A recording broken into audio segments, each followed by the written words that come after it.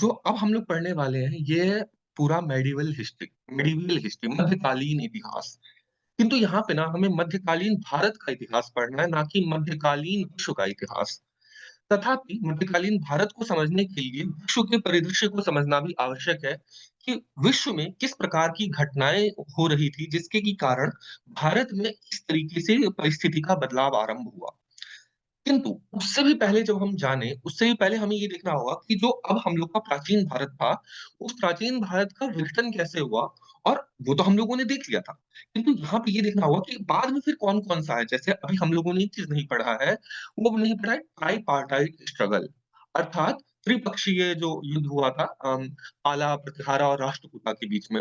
तो बहुत ही शॉर्ट में हम उसे देखते हैं, पाला, प्रतिहारा और राष्ट्रकूटा के बारे में। मैं ये स्क्रीन को शेयर करता हूँ आप लोग के साथ। 1 सेकंड। आई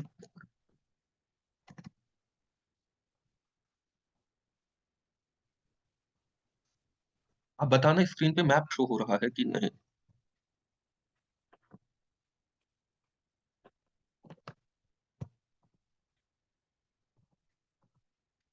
ऑलराइट, ठीक है, हो रहा है। ऑलराइट। तो ये जो है आपके सामने ना मैप है, ठीक है? इस मैप को हमें बड़े ध्यान से देखना है। ये मैप बड़ा ही इंटरेस्टिंग मैप है। अच्छा, आप लोग ने ये तो पढ़ा कि हम लोग का हर्षा एम्पायर जो है वो टूटा ऊपर, ठीक है? हर्षवर्धन जो हम लोगों ने देखा था पुष्यभूति डायनेस्टी का, वो एम्पायर ब्रेक होता है और हर्षा एम्पायर काफ़ी ज़्यादा स्ट्रॉन्ग एम्पायर था, तो जो उसका विघटन है, उसके पश्चात बहुत ही छोटे-छोटे राज्य उभर के आने लग गए। लेकिन फिर से वही होता है जब छोटे-छोटे राज्य आते हैं तो एक बड़ा शासक फिर से आता है और उसे कंसोलिडेट करने का कार्य करता है। अब आपको पता है हर्षा का जो साम्राज्य था वो काफ़ी दूर तक फैला हुआ था। पूरा जेंजेटिक वैली जो है तो उसने कवर कर रखा था। तो यहाँ पे हम उसकी बात नहीं कर रहे, हम यहाँ पे उसके सक्सेसर्स की बात कर रहे हैं जो कि उसको सक्सीड किए हैं हर्षा एम्पायर को। और दक्षिण भारत में हम लोगों ने देखा था, दक्षिण भारत में क्या चल रखा था, पल्लवा वगैरह सब आ रखे थे, ठीक है? तो यहाँ पे अब क्या होता है कि हर्षा के टाइम पे, हर्षा के समय में कन्नौज बहुत ज़्यादा स्ट्रॉन्ग हो जाता है। इसके ऊपर हम लोगों ने चर्चा किया था कन्नौज के ऊपर। जो कन्नौज का क्षेत्र आप स्क्रीन पे देखिए, ये कन्नौज का क्षेत्र है, ये काफ़ी ज़्यादा स्ट्रॉन्ग हो जाता है हर्षा के टाइम पे। क्यों स्ट्रॉन्ग हो जाता है? यहाँ पर जो कपास है, कपास का बहुत बड़ा व्यापार लग जाता है। ये बहुत बड़ा व्यापारिक केंद्र बन करके उभरता है, जो कन्नौज का क्षेत्र है।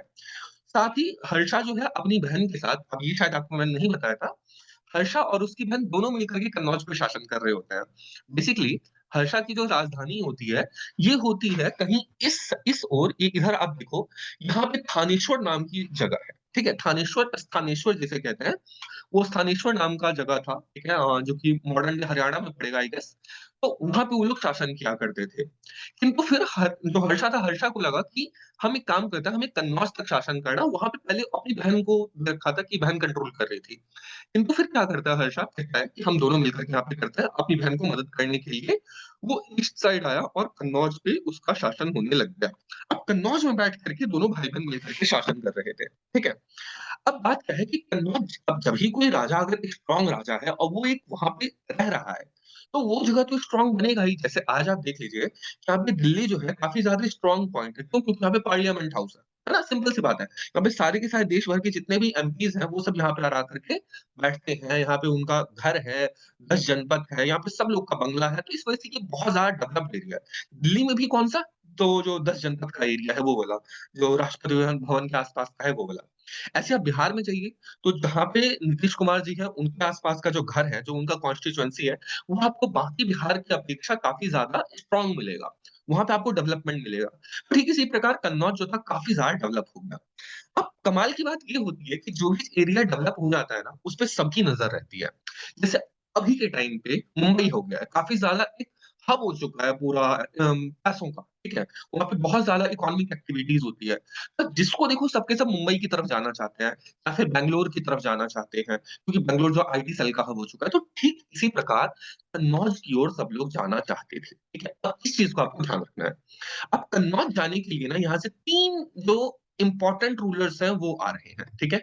इधर से ईस्ट साइड से पालाज़ आ रही हैं, वेस्ट साइड से गुर्जर प्रतिहाराज़ आ रहे हैं और दक्षिण से आ रहे हैं राष्ट्रकूटा, ठीक है? अब ये तीनों जो हैं आपस में एक-दूसरे से लड़ेंगे और लड़ करके अपना प्रयास करेंगे कि किसी भी प्रकार हम कन्नौज के ऊपर शासन कर लें, कन्नौज के ऊपर एकाधिकार कर लें। क्योंकि माना ये जाता था कि कन्नौज के ऊपर जिसका शासन होगा, पूरे जो गंगा की जो घाटी है, उसके ऊपर उसका शासन होगा। कन्नौज इतना इम्पोर्टेंट एरिया था। अब इसमें ना आपको कुछ इम्पोर्टेंट लोग सब दिखाई देंगे, इम्पोर्टेंट कुछ रूलर्स सब दिखाई देंगे। देखो 1 सेकंड मैं इसे डिलीट करता हूँ। हुँ, देखो यहाँ पे पालाज़ है, पालाज़ यहाँ पे कौन है? जब पालाज़ जो है आपने देखा होगा सबसे पहले पढ़ा होगा कि जो गुप्त वंश था, ठीक है? गुप्त वंश जो है उसका विघटन होता है, हम लोगों ने देखा था गुप्त वंश का विघटन होता है।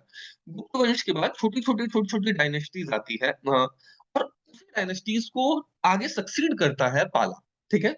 बेसिकली पाला जो है ये इसको सक्सीड करने का काम करता है। तो अब जो पूरब में है, ये कौन-सा है? यहाँ पे पाला एम्पायर है, ठीक है? पाला एम्पायर यहाँ पर है। अब पाला एम्पायर में कुछ बड़े ही इम्पोर्टेंट चीज़ हम लोगों ने पढ़े थे कि उन लोगों ने विश्वविद्यालय सब बनाया था, ठीक है? उन लोगों ने बुद्धिज़्म का काफ़ी ज़्यादा फैलाव किया था, बुद्धिज़्म का काफ़ी ज़्यादा प्रचार किया था, तो ये चीज़ हम लोगों ने देखा है, ठीक है? अब क्या है कि इसको फाउंड किसने किया था, ये हमें ध्यान रखना चाहिए, तो ये गोपाल ने फाउंड किया था, ठीक है? गोपाल नाम के राजा थे, पाल के, जो संस्थापक थे और उसके बाद फिर धर्मपाल जो है, इसे काफ़ी ज़्यादा ऊँचाई पे लेके जाता है। तो धर्मपाल ने फिर काफ़ी ज़्यादा उदानपुरी विश्वविद्यालय हो गया उसका, विक्रमशिला विश्वविद्यालय हो गया, वो सब एस्टेब्लिश करने का काम किया था पालाज़ ने। अच्छा नालंदा जो है उसको एस्टेब्लिश किसने किया था याद है? छाया याद है आपको? नालंदा विश्वविद्यालय को एस्टेब्लिश किसने किया था? गु गुप्ताज़ ने। गुप्ताज़ ने, ठीक है। अगर हम प्रिसाइज़ जाएँ तो कुमारगुप्त, अगर मैं गलत नहीं हूँ तो? चलो, वो देख लेना आप हाँ। क्या है। ठीक है, ठीक है। तो ये जो नालंदा आपको दिखाई दे रहा है, ये यूनिवर्सिटी जो है, ये तो गुप्ताओं ने ही इस्टैब्लिश कर दी थी। किंतु इसके बाद यहाँ पर इस्टैब्लिश करने का काम किया है बाकी-बाकी यूनिवर्सिटीज़ को पालाज़ ने। अब पालाज़ का यहाँ पे जो है ना काफ़ी ज़्यादा स्ट्रॉन्ग होल्ड हो रहा है। पूरा जो बंगाल का क्षेत्र है, उसके ऊपर पालों का बहुत अच्छा स्ट्रॉन्ग होल्ड हो गया। किंतु धीरे-धीरे बीच-बीच में क्या करते थे, ये इस साइड भी घुसने का प्रयास करते थे। इसलिए आप देखो ये जो मैप है, मैप में क्या है कि सबके सब एक-दूसरे के टेरिटरीज़ में घुस रहे हैं। ठीक है? ये चीज़ आप दोबारा से नोटिस करो, इधर दिखाता हूँ मैं आपको, 1 सेकंड। ये देखो, ये गुर्जर प्रतिहारास का एक्चुअल एरिया ये है, ठीक है? जो यहाँ पे ज़बरदस्त कंट्रोल हुआ करता था। किंतु वो इधर भी घुसने का प्रयास कर रहा है, या पहले ये था, तो इधर से राष्ट्रकूटा बीच में घुसने का प्रयास कर रहे हैं, ठीक है? इधर पालास का कंट्रोल था ईस्ट में, तो उधर से गुर्जर प्रतिहारा इधर आ जाने का प्रयास करते हैं। तो बीच-बीच में टेरिटरीज़ इधर-उधर होती रहती है, तो एक-दूसरे के ऊपर ओवरलैप हो रहा है सबका सब, ठीक है?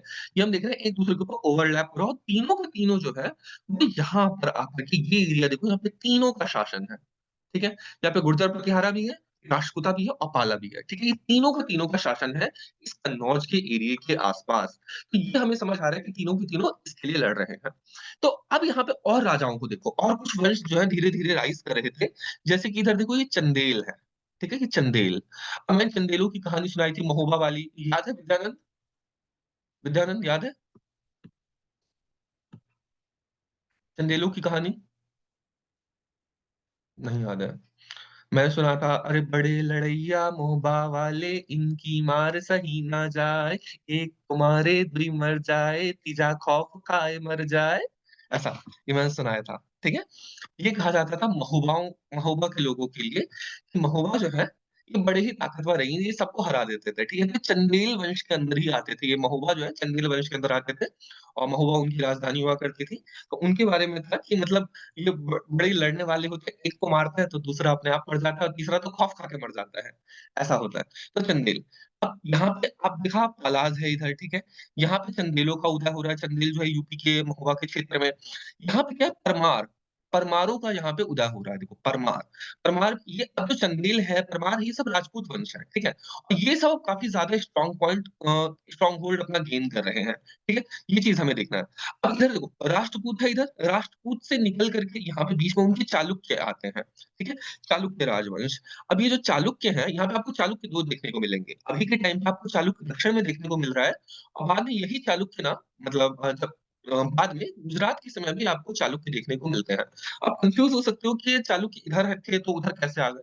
देखो चालुक्य जो थे वो सब वंश थे, ठीक है? बेसिकली ये भी राजपूतों का क्लैन था तो पहले यहाँ पे भी शासन हुआ करता था, बाद में उन्होंने गुजरात में भी अपनी प्रोमिनेंस गेन कर ली। तो जितने उनके क्लैन्स हैं, जैसे उनके कई सारे क्लैन्स हैं, अभी देखा हम लोगों ने चंदेल है, परमार है, ठीक है? उसके बाद आप गढ़वाल देखोगे आगे, अभी हम पढ़ेंगे मेडिवल हिस्ट्री में गढ़वाल आएगा। आपने चौहानों का नाम सुना होगा, फिर तोमर जिन्हों दिल्ली की स्थापित किया था तोमरों ने। ये सब उनके क्लैन्स हैं कई सारे।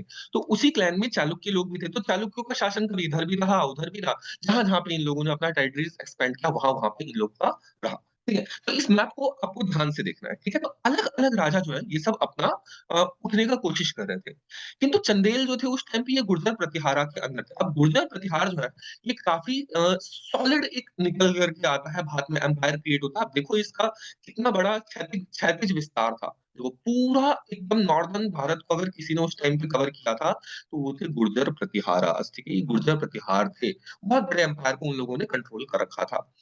चूँकि ये तीनों आपस में लड़ रहे थे, तो कहीं न कहीं ये कमज़ोर भी पड़ रहे थे। ठीक है? अब ये रीज़न बनता है कमज़ोर पड़ने का कि ये तीनों के तीनों जो है आपस में लड़ रहे हैं, जिस वजह से कि तीनों के तीनों हो रहे हैं कमज़ोर। अब यहाँ पे क्या है? देखो यहाँ पे अब मैंने आपको रीज़न बता दिया सारा। यहाँ पे एक चीज़ मैं आपको बताना चाहता हूँ, जो गुर्जर प्रतिहारा है, इनमें एक बहुत ही इम्पोर्टेंट रूलर आते हैं जिनका कि नाम है मिहिर भोज, ठीक है? मिहिर भोज। तो ये जो है ये वो राजा भोज नहीं है जिनकी आप कहानी सुनते हैं। राजा भोज जो थे वो एक अलग थे, ठीक है? जिनके बारे में हम लोग बड़ा ग्लोरीफाई करके सुनते हैं। ये मिहिर भोज थे, ठीक है? सम्राट मिहिर भोज। तो इन्होंने काफ़ी ज़्यादा स्ट्रॉन्ग किया, काफ़ी ज़्यादा इम्पोर्टेंट अपना किया। यहाँ पे राष्ट्रकूटों में एक कृष्णा तृतीय, ठीक है? ये कृष्णा तृतीय जो थे, ये राष्ट्रकूटों के शासक थे और इन्होंने काफ़ी ज़्यादा लोग को हराने का काम किया था और काफ़ी ज़्यादा अपने टेरिटरी का विस्तार करने का काम किया था। और जो हम लोगों ने पढ़ा था कि जो अ, 3 वो थे पंपा, पुन्ना, रन्ना, ठीक है? ये सब राइटर्स थे, ऑथर्स थे, कवि थे। पंपा, पुन्ना, रन्ना ये कृष्णा तृतीय के ही दरबार में थे, ठीक है? कृष्णा तृतीय के दरबार में थे। ये चीज़ आपको ध्यान रखना है, ठीक है? पंपा, पुन्ना, रन्ना। ऑलराइट। तो यहाँ पे हम लोगों ने देखा कि तीनों के तीनों आपस में लड़ रहे हैं एकदम भयंकर तरीके से और धीरे-धीरे, धीरे-धीरे एक-दूसरे को ये लोग समाप्त कर देंगे। ठीक है? मतलब समाप्त नहीं कर देंगे, कमज़ोर कर देंगे, तो ये सब छोटे-छोटे राज्यों में बँट जाएँगे। जैसे कि इधर चंदेल आ जाएगा, ठीक है? ये जो है बेसिकली क्या होता है ना, कभी भी कोई राज्य जो है वो हारता है क्यों?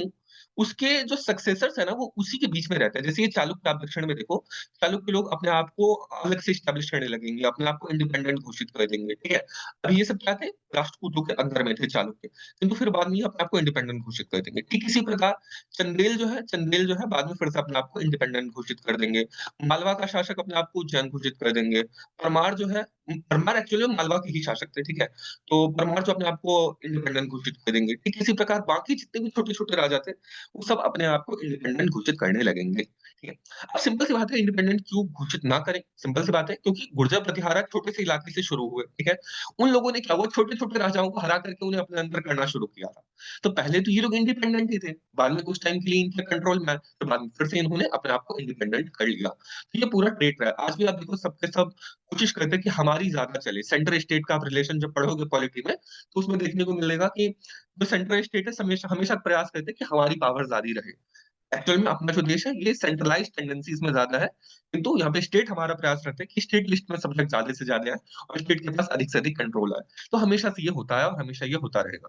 तो ये हम लोगों ने देखा है भौगोलिक परिदृश्य उस समय के भारत का। अब स्वाभाविक बात है जब ये आपस में लड़ेंगे सब के सब, तो ये गुर्जर प्रतिहारा छोटे-छोटे डायनास्टीज़ में टूट जाएगा, ठीक है? अब ये होता है विघटन का कारण, ठीक है? जो भारत में हम लोग देखते हैं, भारत में जो दिल्ली का क्षेत्र है, ये कमज़ोर पड़ता है और बाहर में विदेशी आक्रांता सब आ पाते हैं। वो क्यों आ पाते हैं? उसका जो कारण है, वो ट्राइपार्टाइट स्ट्रगल का होना एक हिसाब से आप कह सकते हो। क्योंकि इसने भारत को कमज़ोर कर दिया था और ट्राइपार्टाइट स्ट्रगल जो है वो कमज़ोर नहीं भी किया था, तो गुर्जर प्रतिहारों का जो विघटन था, इसने पूरी तरीके से नेल इन द कॉफिन का काम किया।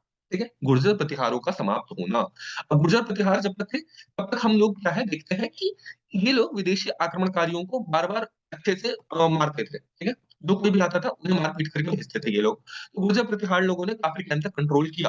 अब गुर्जर प्रतिहार ही क्यों करेगा? क्योंकि वेस्टर्न साइड पे बॉर्डर हमारी किसके साथ लगती है? गुर्जर प्रतिहारों की ही लगती है, ठीक है? तो यही लोग कंट्रोल करेंगे। अच्छा अब इसमें एक चीज़ और क्या है, हम लोगों ने ना जब उनके बारे में पढ़ा था शाकों के बारे में, जिसमें कि कनिष्क था, कनिष्क। तो कनिष्क कहाँ पे उनका शासन चल रहा था? ये पश्चिमी भारत में, ठीक है? पश्चिमी भारत में। अब कनिष्क के जो वंशज थे वो आज भी यहाँ पे अवेलेबल थे, ठीक है? तो इस साइड पे कनिष्क के जो वंशज हैं उन लोग का शासन रहा करता था। तो कुछ ना कुछ वो लोग भी अपने आप को क्या करते थे, भारत को डिफेंड करने का काम, ठीक है? तो कनिष्क के वंशज थे वो लोग भी क्या करते थे। ये सब बात हमें ध्यान रखनी है। एशियन हिस्ट्री को मेडिवल से हमें रिलेट करके देखना है, तभी चीज़ें क्लियर होंगी, ठीक है? तो यहाँ पे कनिष्क के भी वंशज थे, गुर्जर प्रतिहार भी थे, ये सब के सब थे, ठीक है? ये हम लोगों ने भारत का परिदृश्य देखा। अब मैं आपको अगर इतना क्लियर हो गया तो एक बार आप बता दो क्लियर हो गया अच्छे से? दोनों जवाब दो। Yes sir. ठीक है। छाया?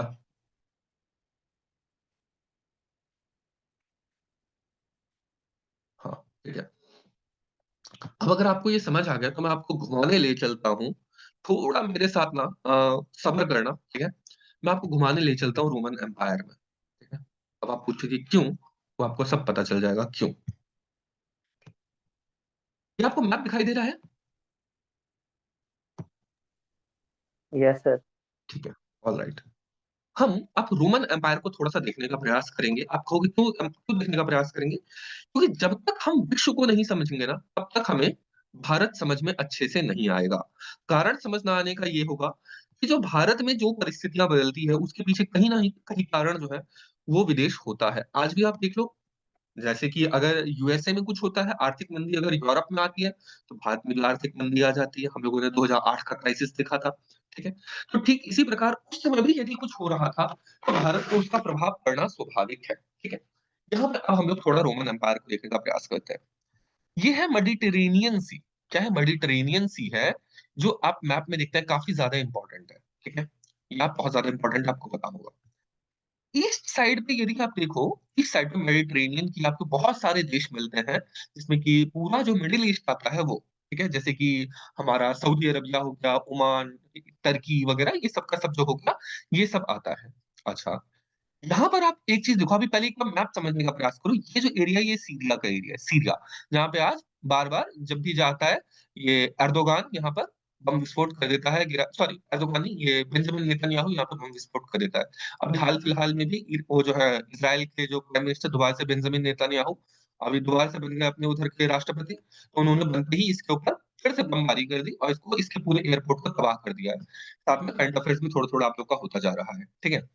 अब क्या है, स्टार्टिंग में ना काफ़ी ज़्यादा समय तक मतलब कि ये जो पूरा एरिया आप देख रहे हो कि पूरा एरिया नॉर्थ से लेकर के साउथ तक का, ठीक है? ये पूरा एरिया जो है, ये था रोमन एम्पायर। ये हमें समझना है रोमन एम्पायर क्या था, ठीक है? तो रोमन एम्पायर काफ़ी समय पहले से यानी कि मतलब एकदम बहुत पहले से बात है कि तब से लेकर के 6ठी शताब्दी तक 6th सेंचुरी तक ये रोमन एम्पायर का शासन रहा है इधर, रोमन एम्पायर का, ठीक है? तो हमें ध्यान रखना है 6th सेंचुरी के मतलब हाफ तक रहा है एटलीस्ट, तो इन लोगों का शासन रहा। इसमें कौन-कौन सा एरिया आपको यहाँ पे देखिए एक बेसिक आइडिया ले लो। ये आपका इटली का एरिया है, ठीक है? यहीं पे रोम है, यहीं पे कहीं पे रोम है, ठीक है? रोम जो है काफ़ी इम्पोर्टेंट है। आज भी देखो जो कैथोलिक चर्च है, ठीक है? तो कैथोलिक चर्चों का जो मेन पॉइंट है ना, जहाँ से सब कुछ कंट्रोल होता है। आज भी भारत में जितने भी चर्च हैं, चर्च के जितने भी पादरी हैं, फादर्स हैं, उनका अपॉइंटमेंट ये रोम में अ, होता है, ठीक है? रोम से ये इनका अपॉइंटमेंट होता है। इसके अंदर एक इनकी इंडिपेंडेंट टेरिटरी है। वो जिसको चाहते हैं उसको अपॉइंट करते हैं, चाहे भारत के हों चर्च, उनके सारे, चाहे चाइना के हों, चाहे कहीं के भी हो, सबका अपॉइंटमेंट वहीं से होता है, रोम से ही होता है। तो रोम जो है काफ़ी ज़्यादा स्ट्रॉन्ग होल्ड इनका था, ठीक है? अब देखो ये कहाँ-कहाँ पे था? ये अफ्रीकन कॉन्टिनेंट में था। पूरा अफ्रीका का जो नॉर्दर्न एरिया है, पूरा देखो आप इजिप्ट का एरिया यहाँ पे आ जाता है, ठीक है? यहाँ पे आपका और बाकी आ जाता है, ये मोरक्को वगैरह आ जाता है। यहाँ पे नॉर्दर्न एरिया जितना है ना अफ्रीका का, वो सब का सब इनके कंट्रोल में होता है, ठीक है? ये सब का सब।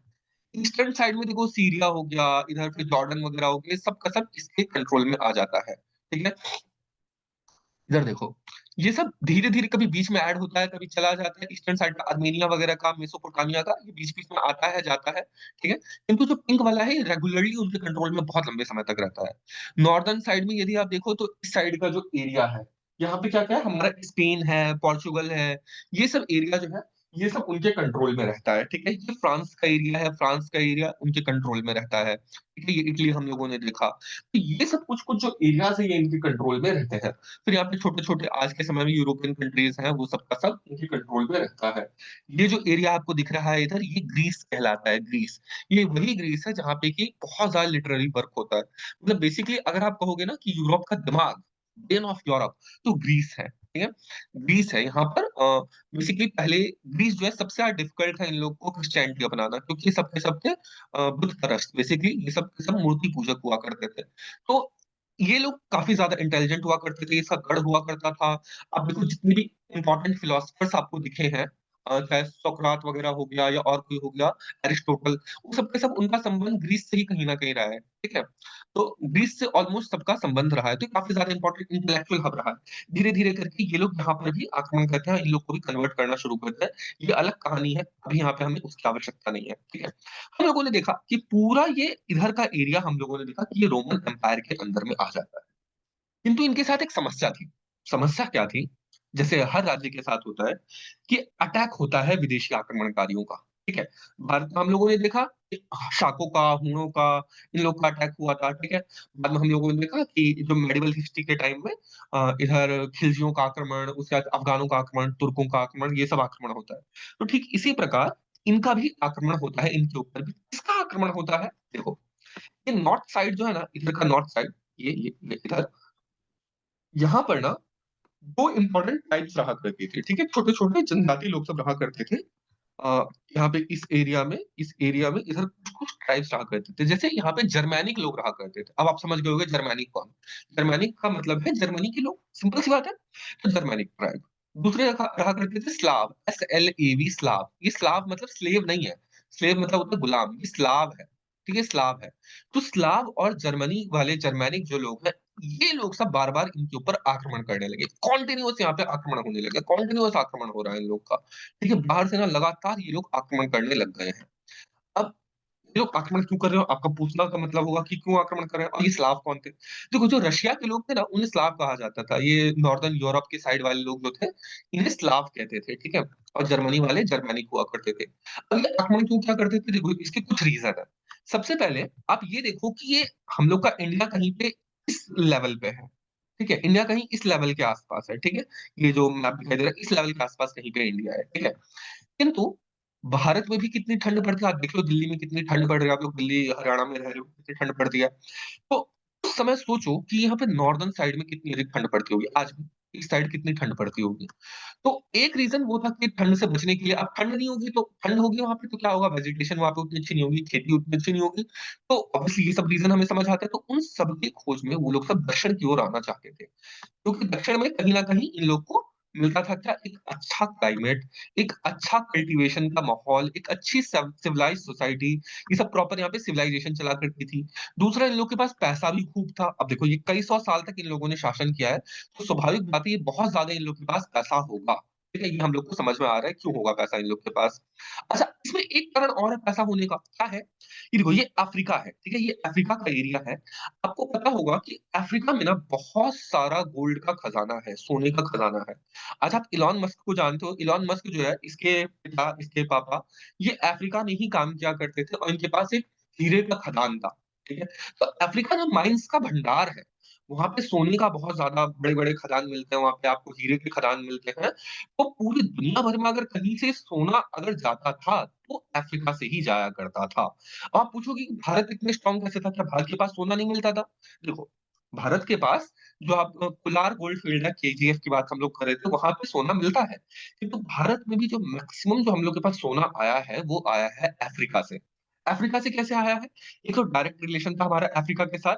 दूसरा, अफ्रीका से ट्रेड करते थे यूरोप वाले और ये अरब लोग सब, ये देखो यहाँ पे अरब कंट्रीज़ हैं, यहाँ पे अरब लोग सब वो क्या करते थे, तो इनका ट्रेड हुआ करता था, तो दोनों लोग ट्रेड किया करते थे अफ्रीका से और उनसे फिर ला करके दे दिया करते थे हम। क्यों दे दिया करते थे? क्योंकि हमारे मसाले बहुत स्ट्रॉन्ग थे, हमारा सूती वस्त्र का काम वो बहुत अच्छा था और बहुत सारी चीज़ सब अच्छे थे जो कि एक्सपोर्ट हम लोग करते थे। तो एक्सपोर्ट करने के बदले में हमें मिला करता था सोना। तो अब चूँकि ये अफ्रीका में सोने का भंडार है, तो जो भी अफ्रीका की इस एरिया को कंट्रोल करेगा उसके पास सोना भी होगा, स्वाभाविक बात है। तो इसलिए भी कंट्रोल क्या करते तो अब इन लोगों ने क्या सोचा जहाँ पे जर्मैनिक और स्लाव लोग हैं, यदि हमारा इधर हो जाए कंट्रोल, तो हम लोग के पास भी ये चीज़ कंट्रोल में आ जाएगी, ठीक है? यहाँ पे एक रीज़न था यहाँ पे इसकी संपदा, खनिज संपदा, ठीक है? दूसरा रीज़न हम लोगों ने देखा कि यहाँ पे इन लोग की सिविलाइज़्ड सोसाइटी, इन लोगों के पास पैसा होना, क्लाइमेटिक कंडीशन अच्छी होना या फिर खेती-बाड़ी का माहौल होना, ये सारे रीज़न हम लोगों ने देखा। तो ये लगातार यहाँ से अटैक कर रहे थे और धीरे-धीरे, धीरे-धीरे क्या होता है कि ये लोग ना इनको बार-बार, मार-मार के इन लोगों को क्या कमज़ोर करने लगे। अब कमज़ोर करने के बाद क्या होता है यहाँ पे आकर के बस गए, ठीक है? यहाँ पे आकर के बस गए, बसने लगा। अब देखो जितने भी आक्रमणकारी होते हैं ना, उनका मेन काम होता है सबका कि वो आस-पास आकर के बसने लग जाते हैं और फिर आपके साथ वो इंटरमिंगल होने लग जाते हैं। अब वहाँ से अब देखो लड़ाई करने के लिए लेडीज़ लोग तो आती नहीं थी, आते थे खाली जेंट्स लोग, ठीक है? वो आते थे, यहाँ पर आकर के यहाँ की जो लोकल लेडीज़ है उनके साथ शादी कर लेते थे। यहाँ पे आते थे इनके साथ लोकल लेडीज़ के साथ शादी कर लिया करते थे। सबके साथ शादी करके अपना बच्चे-वच्चे पैदा किए, अपनी पॉपुलेशन ये लोग सब बढ़ाने लग गए। सिंपल सी बात है, दुनिया में हमेशा यही होता आया है कि जैसे भी कोई विदेशी आक्रमणकारी होगा, यदि आप उसके साथ इंटरमिंगल करोगे किसी भी हिसाब से, तो वो फिर आपको हटाने का प्रयास करेगा। धीरे-धीरे होता वही गया, इन लोग का कंट्रोल काफ़ी ज़्यादा हो गया और अंत में ये रोमन एम्पायर ये ऐसे 2 हिस्सों में टूट गया। ठीक है? अब ये हो गया है ईस्टर्न रोमन एम्पायर और ये हो गया है वेस्टर्न रोमन एम्पायर। ठीक है? अच्छा टूटने का एकमात्र कारण यही लोग नहीं है, ठीक है? अगर हम सोचे कि यही लोग हैं तो ऐसा नहीं है। क्या होता है कि जब ये यहाँ पे आक्रमण कर रहे हैं, तो इनकी जो एक पूरी एक सुपीरियॉरिटी थी, एक राजा का जो शासन चलता था, उसके अंदर बहुत सारे क्या थे कि चीफ्स हुआ करते थे, ठीक है? चीफ्स हुआ करते थे। इसको हम थोड़ा-सा समझने का प्रयास करते हैं कि जो मेडिवल टाइम था, यहाँ पे क्या होता है कि फ्यूडलिज़्म बहुत अधिक बढ़ जाता है। जैसे अगर हम हिंदी में कहते हैं या भारतीय परिप्रेक्ष्य में कहते हैं तो सामंतवाद, ठीक है? अब भारत का सामंतवाद जो है ये यूरोप के सामंतवाद से भिन्न है। किस प्रकार से भिन्न है हम लोग वो दिखता है, ठीक है? ये इम्पोर्टेंट है इसलिए आपको थोड़ा-सा जानना आवश्यक है। देखो, फ्यूडलिस्टिक सोसाइटी का डेवलप हो रहा था। फ्यूडलिस्टिक सोसाइटी क्या होती है? यहाँ पे सपोज़ एक किसी एरिया का यहाँ पे कोई छोटा-सा एक एरिया का यहाँ पे कोई डॉन टाइप है, दादा टाइप है, उसका यहाँ पे पूरा चलता है, ठीक है? यहाँ पे इस एरिया में किसी भाई का चलता है। इस एरिया में किसी दूसरे भाई का चलता है, ठीक है? ऐसे ही करते-करते ये छोटे-छोटे जो राजा लोग हैं जिनको डॉन लोग हैं छोटा डॉन, ये छोटा डॉन का यहाँ पे चलता है सबका, ठीक है? छोटे-छोटे डॉन का। अब यहाँ पे कोई राजा चाह रहा है कि हमारा पूरा एम्पायर क्रिएट हो, तो ये लोग क्या करेंगे इन सबको पहले हराएँगे, ठीक है? अब हरा तो देंगे लेकिन वहाँ पे क्या सबको नए सिरे से कर सकते हैं शुरू? तो नहीं कर सकते। ये लोग कहेंगे ठीक है एक काम करो, आप लोग ना यहाँ पे शासन करते रहो, बदले में ना हमें टैक्स देते रहना, ठीक है?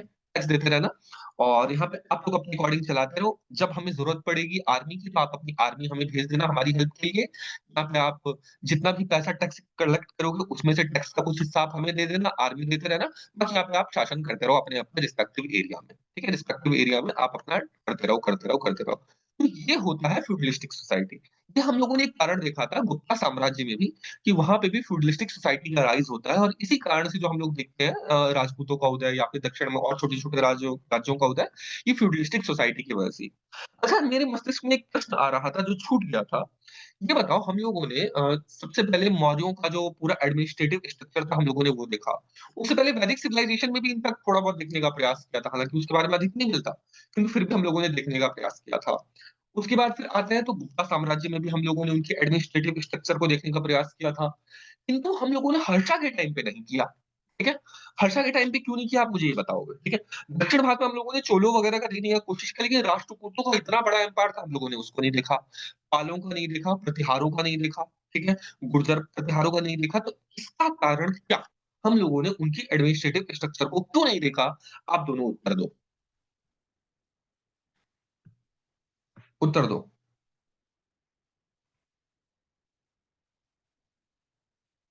माइक ऑन करके दे सकते हो। आवाज़ आ रही है मेरी? यस सर आ रही। जवाब दो। या तो आपको प्रश्न करना चाहिए था कि सर आपने मुझे उसमें बताया, लेकिन इसमें नहीं बताया, क्यों नहीं बताया? है ना? अगर आपको नहीं पता तो आपको बताना चाहिए था, क्योंकि पेपर में ठीक है, पेपर में नहीं आता, बहुत अच्छी बात है, किंतु पेपर में क्यों नहीं आता? प्रश्न तो यही है ना कि पेपर में अब आपने तो चलो पेपर एनालाइज़ कर लिया है, आपको पता है कि पेपर में नहीं आता। तो पेपर में ना आने का कारण ये नहीं है, ठीक है? कि पेपर में नहीं आता, हम ऐसे नहीं बोल सकते कभी भी, पर हमें जानना है, ऑलराइट। देखो, सिंपल सी बात है, यहाँ पे और क्या भेजा? और पता नहीं, पर हमें जानना है, पर पता नहीं। ऑलराइट, ऑलराइट, ऑलराइट, ठीक है, देखो, गुप्ता साम्राज्य है, उन लोगों का स्ट्रक्चर हम लोगों ने देखा था, काफ़ी ज़्यादा स्ट्रॉन्ग स्ट्रक्चर हुआ था, ठीक है? उन लोगों ने प्रॉपर एक ब्यूरोक्रेसी को बनाया था। मौर्यों के बाद अगर किसी ने इस अच्छे तरीके से सब कुछ एस्टेब्लिश किया था, तो हम लोगों ने देखा था गुप्तों का, ठीक है? गुप्तों का जब हम लोगों ने देखा था शासन, उन लोगों ने सब कुछ डिवाइड कर रखा था कि इस तरीके से एडमिनिस्ट्रेशन होगा, मिलिट्री चीफ ये कहलाए जाएँगे।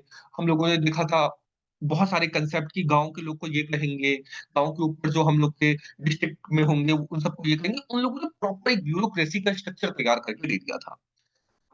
स्वाभाविक बात है, उसके बाद जितने भी राज्यों का उदय हुआ है, जितने भी राज्यों का उदय हुआ है, वो सब के सब क्या हैं? वो सब के सब हैं उसके सक्सेसर्स, ठीक है? ये हम लोग एक बार और उस मैप पे जाते हैं। देखो, ये देखो, ये मैप पे हम लोग आते हैं। ये जितने भी ये सब के सब उसके सक्सेसर्स हैं। अब जब सक्सेसर्स आते हैं ना, वो उसे कंटिन्यू करने का प्रयास करते हैं उनकी नीतियों को, ठीक है? आज जैसे देखो, आज कांग्रेस सत्ता में नहीं है, ठीक है? किंतु कांग्रेस को सत्ता में ना होने के बाद भी उसकी क्या नीतियों को अपनी भाजपा की सरकार क्या उसे प्रमोट नहीं कर रही है? डेफिनिटली कर रही है। क्या एलपीजी रिफॉर्म कांग्रेस के द्वारा नहीं लाया गया था? लाया गया था। किंतु क्या उसे ये बीजेपी की गवर्नमेंट क्या उसे स्क्रैप करी? नहीं, उसको कंटिन्यू कर रखी है। ठीक इसी प्रकार बहुत सारे हमारे आज जैसे एक चीज़ और देखो, आज हम लोग की नॉन अलाइनमेंट पॉलिसी है। ये सब है नेहरू जी की शुरू की हुई। किंतु फिर भी आज हम उसे आगे बढ़ा रहे हैं नॉन अलाइनमेंट प्रिंसिपल कोई नॉन नॉन अलाइन्ड मूवमेंट को हम आगे लीड कर रहे हैं, ठीक है? हम लोग आज भी ना रशिया का सपोर्ट कर रहे हैं, ना अमेरिका का, किसी भी वर्ल्ड के साथ हम लोग नहीं जा रहे हैं। हम लोग अपनी इंडिपेंडेंट पॉलिसी को फॉलो कर रहे हैं। तो ठीक इसी प्रकार हम लोग ना फॉलो करते हैं, जो पीछे वाले होते हैं उनको हम लोग फॉलो करते हैं। तो जो यहाँ पे गुप्ता साम्राज्य था, इनका बहुत बड़ा क्षैतिज विस्तार था, बहुत बड़ा क्षैतिज विस्तार था, ठीक है? तो पूरा क्षैतिज विस्तार तो गुप्तों का था। तो जो गुप्ता के बाद वाले होंगे, उनको अपना दिमाग क्यों लगाना? ठीक है? तो ये सब लोग जो पाला हो गए, ये गुर्जर प्रतिहारा हो गए, ठीक है? ये सब लोग ना अपना-अपना जो है कोई भी तैयार नहीं करेगा, सब लोग उसी के तरीके से चलेंगे। इसीलिए जो गुप्तों का एडमिनिस्ट्रेशन था, ठीक वही एडमिनिस्ट्रेशन हर्षा भी उसे करेगा एक्वायर। जो हर्षवर्धन है, जो हम लोगों ने देखा था पुष्यभूति डायनेस्टी हर्षवर्धन, वो भी गुप्ता साम्राज्य का ही स्ट्रक्चर को फॉलो करेगा, जिस प्रकार का गुप्ता साम्राज्य का हुआ करता है। ये पाल भी उसी को फॉलो करेंगे, ये गुर्जर प्रतिहार भी उसी को फॉलो करेंगे, ये चंदेल भी उसी को फॉलो करेंगे, परमार भी उसी को फॉलो करेंगे। बेसिकली सब के सब उसको फॉलो करेंगे, ठीक है? राष्ट्रकूटों का भी वही फॉलो होगा। हाँ, चालुक्यों का भी इनफैक्ट वही फॉलो होगा। किंतु फिर जो दक्षिण में आते हैं हम लोग के चेरा, चोला, पांड्या, ठीक है? इन लोग का अपना अलग है, जो हम लोगों ने देखा था, है ना? चोल साम्राज्य का हम लोगों ने देखा था कि अलग-अलग कहा जाता है, उन लोग का अपना अलग तरीके का एडमिनिस्ट्रेशन है। तो इन लोग का अलग है, चेरा, चोल, पांड्या का अलग-अलग है, ठीक है? किंतु जो उत्तर के जितने भी राज्य हुए हैं, उन सब लोगों ने फॉलो किया है गुप्ता साम्राज्य को ही और यही कारण है कि उनका अलग नहीं मिलता और यही कारण है कि पेपर में नहीं पूछा जाता। अब ये क्लियर हुआ आप लोग को? बताओ, क्लियर हो गया ये चीज़? यस क्या सर। आपको लग क्या आपको लगता है ये जानना इम्पोर्टेंट था? नहीं सर, जब सेम ही है तो एक को जान लिए तो सारा उसी पे डिपेंड होगा। नहीं, ये कारण जानना कि उनका एडमिनिस्ट्रेशन जो है वो हम लोग क्यों नहीं पढ़ते ये जानना। ये जानना इम्पोर्टेंट था ना? यस, क्योंकि उसी का मतलब सेम ही कर रहे हैं तो एक को जान लिए तो दूसरा को जानना क्या जरूरी है। अरे भगवान! ये नहीं समझ रहा विद्यानंद। ठीक है, हमें वो नहीं जानना लेकिन ये प्रश्न क्या नहीं आना चाहिए मन में कि इन लोग का एडमिनिस्ट्रेशन हम लोगों ने पढ़ा क्यों नहीं? ये यस प्रश्न सर, तो पूछ यस सर। हाँ, क्योंकि ये प्रश्न जो है इम्पोर्टेंट प्रश्न है। ये हो सकता है आपके मेंस में पूछ दे, ठीक है? तो ये सिंपल सा आपको आंसर देना है। तो सोचने की शक्ति को डेवलप कर लिया हमने, ठीक है? कि सोचा कैसे जाता है, छोटी-छोटी चीज़ों का। अच्छा हम लोग वापस से आते हैं यहाँ पर, ठीक है? रोमन एम्पायर पे। अब यहाँ पर हम लोग देखते हैं रोमन एम्पायर में कि यहाँ पे भी फ्यूडलिज़्म का बढ़ावा हो रहा है, ठीक है? छोटे-छोटे राज्यों को ये लोग सब अपने आप के कंट्रोल जो है, ये लोग कर रहा है। तो अब क्या होता है जैसे ही बाहर के लोग आक्रमण करेंगे, तो जो इनके छोटे-छोटे छोटा डॉन लोग सब हैं, ठीक है? उन लोग का प्रयास रहेगा कि वो लोग भी अपने आप को इंडिपेंडेंट घोषित कर दें। स्वाभाविक बात है, है ना? हर कोई चाहता है अपने आप को इंडिपेंडेंट घोषित करना, तो ये लोग भी चाहेंगे। और साथ ही में इन लोग को इनका बल मिल गया है स्लावों का और जर्मैनिक लोग का, ठीक है? वो लोग समझते हैं भाई जब ये राजा हमारा कमज़ोर हो गया, तो इसके साथ रहने का क्या फ़ायदा है? कोई फ़ायदा नहीं है। तो इन लोगों ने आक्रमण करके ये खुद भी तोड़ना आरंभ कर दिया। तो इसके कई सारे रीज़न हैं। एक रीज़न उन लोग का आक्रमण, एक रीज़न इनके खुद के सामंतों का आपस में इंडिपेंडेंट घोषित करना और एक रीज़न रहा है ईस्टर्न साइड से अरब्स लोग का आक्रमण। तो जैसे ये अरब लोग जो हैं, ये हमारे ईस्ट मतलब अपने ईस्ट एंड में किए हैं, यानी कि हमारे वेस्टर्न साइड में इन लोगों ने आक्रमण किया। ठीक इसी प्रकार इन लोगों ने अपने वेस्टर्न यानी कि रोमन साम्राज्य के ईस्टर्न साइड में इन लोगों ने आक्रमण शुरू किया। ठीक है? ऑब्वियसली कोई भी अगर अपना राज्य विस्तार करना चाहेगा तो हर डायरेक्शन में करना चाहेगा, है ना? तो ये भी अरब्स लोग भी अपना इस डायरेक्शन में अपना विस्तार करने लगे थे। अच्छा, इसमें कुछ इंपॉर्टेंट चीज़ है, इन लोग का स्ट्रक्चर जो है ना रोमन्स का, ये कैसा था, फ्यूडलिस्टिक सोसाइटी का नेचर कैसा था? देखो, यहाँ पे ना जो इनके सामंत लोग थे, इन्हें कहा जाता था फीफ, F-I-E-F, फीफ, ठीक है? फीफ कहा जाता था। फीफ का मतलब क्या होता था, काम क्या होता था? जो मैंने आपको बताया कि आपको है यहाँ पर खुद इंडिपेंडेंट आप शासन कर सकते हो, कोई इश्यू नहीं है। किंतु आप हमें टैक्स देते रहना और कभी भी अगर हमें ज़रूरत पड़ेगी तो अपनी सेना हमारे लिए भेज देना, ठीक है? ये हुआ करते थे। आप लोगों ने नाइट्स का नाम सुना होगा, है ना? बेसिकली स्ट्रक्चर कैसा था? सबसे ऊपर राजा हुआ करता था, राजा के नीचे नोबल्स हुआ करते थे, ठीक है? राजा के नीचे क्या हुआ करते? ये देखो, ये किंग हुआ, ठीक है? किंग, किंग के नीचे क्या हुआ? नोबल, एन से डिनोट कर रहा हूँ नोबल। नोबल का मतलब क्या हुआ? उनके मंत्री वगैरह लोग सब, इम्पोर्टेंट इम्पोर्टेंट लोग सब, जिसमें कि आपका जो बिशप्स हो गए या फिर कैथोलिक चर्च के जो वो सब होते हैं पादरी वगैरह, वो सब हो गए, नोबल्स वो लोग कहलाते थे। उन्हीं के अकॉर्डिंग सब कुछ चला करता था। उसके नीचे आते थे नाइट्स, ठीक है? नाइट यानी कि लड़ने वाले, लड़ाके, बेसिकली आप वो कह लो। या फिर आप उन्हें फीफ भी कह सकते हो, F-I-E-F, फीफ भी कह सकते हो, ठीक है? यहाँ पे क्या आ गया आपके नाइट, के से ही वो भी डिनोट किया जाता है, के-एन यहाँ पे मैं कर देता हूँ। और उनके नीचे फिर आते थे कौन लोग? न उसके नीचे कौन लोग आते थे? फीफ के नीचे? तो फिर आते थे पीजेंट्स, यानी कि किसान, ठीक है? यहाँ पे आते थे पीजेंट, में से के से डिनोट नहीं करूँगा, पी से डिनोट करूँगा। पीजेंट्स, पीजेंट्स, ठीक है? किसान। तो इस प्रकार का सोसाइटल स्ट्रक्चर इन लोग का बटा हुआ था। अब देखो, आप मोर और लेस पूरी दुनिया में यही स्ट्रक्चर फॉलो किया जाता है। नाम भले अलग-अलग हो, किंतु फॉलो यही स्ट्रक्चर किया जाता है। तो अब जो है, देखो, यहाँ पर जो अ फीफ थे, इन लोग को मैंने आपको काम बताया क्या हुआ करता था। अब जो किसान है, किसान का एक नाम था सर्फ। अब ये सर्फ एक्सेल वाला सर्फ नहीं है, ठीक है? या फिर और कोई ये डिटर्जेंट नहीं है, सर्फ इन्हें कहा जाता था, SERF, सर्फ, इन किसानों को, ठीक है? अब ये किसान क्या हुआ करते थे, अब ऊपर तो नोबल आ गए, ठीक है? नोबल के नीचे आ गए आपके नाइट्स या फिर जिसे हम फीफ कहते हैं। किंतु उनको दे दिया करते थे पूरा, आप यहाँ पे कंट्रोल करो, ठीक है? सपोज़ एक फीफ है, इसने पूरा एरिया को कंट्रोल किया। अब इसके एरिया का कलेक्शन कैसे होगा टैक्स का? ऑब्वियसली जो यहाँ पे खेती-बाड़ी होगी उससे कलेक्शन होगा। तो खेती-बाड़ी करने के लिए चाहिए किसान, अब किसानों के पास जो ज़मीन हुआ करती थी, वो किसानों की ज़मीन को इन्हें टैक्स देना पड़ता था। तो किसान जो हुआ करते थे, अब इनकी मजबूरी है। ये लोग अपने आप को किसी न किसी फ़ीफ के साथ अटैच करके रखना इनकी मजबूरी है। यदि आप किसी फ़ीफ के साथ अटैच करके नहीं रखोगे, दूसरा फ़ीफ आएगा, इसके ऊपर आक्रमण करेगा और इसका सब कुछ लूट-पाट के चला जाएगा, खेत को जला के चला जाएगा और ये फ़ीफ वाला उसको कंट्रोल नहीं करेगा। साथ में उसको मन होगा तो वो भी आके मार के चला जाएगा इसे। तो जो किसान है, ठीक है? उसको हमेशा किसी न किसी फ़ीफ के साथ जुड़ करके रहना पड़ता है, ठीक है? किसी न किसी सामंत के साथ उसे जुड़ के रहना पड़ता है। तो ये एक कारण है कि मतलब ये स्ट्रक्चर अब तक वहाँ पे लास्ट समय तक काफ़ी टाइम तक फ़ॉलो होता जा रहा है, ठीक है? दूसरा, इनमें एक और व्यवस्था शुरू हुई मैनर सिस्टम की।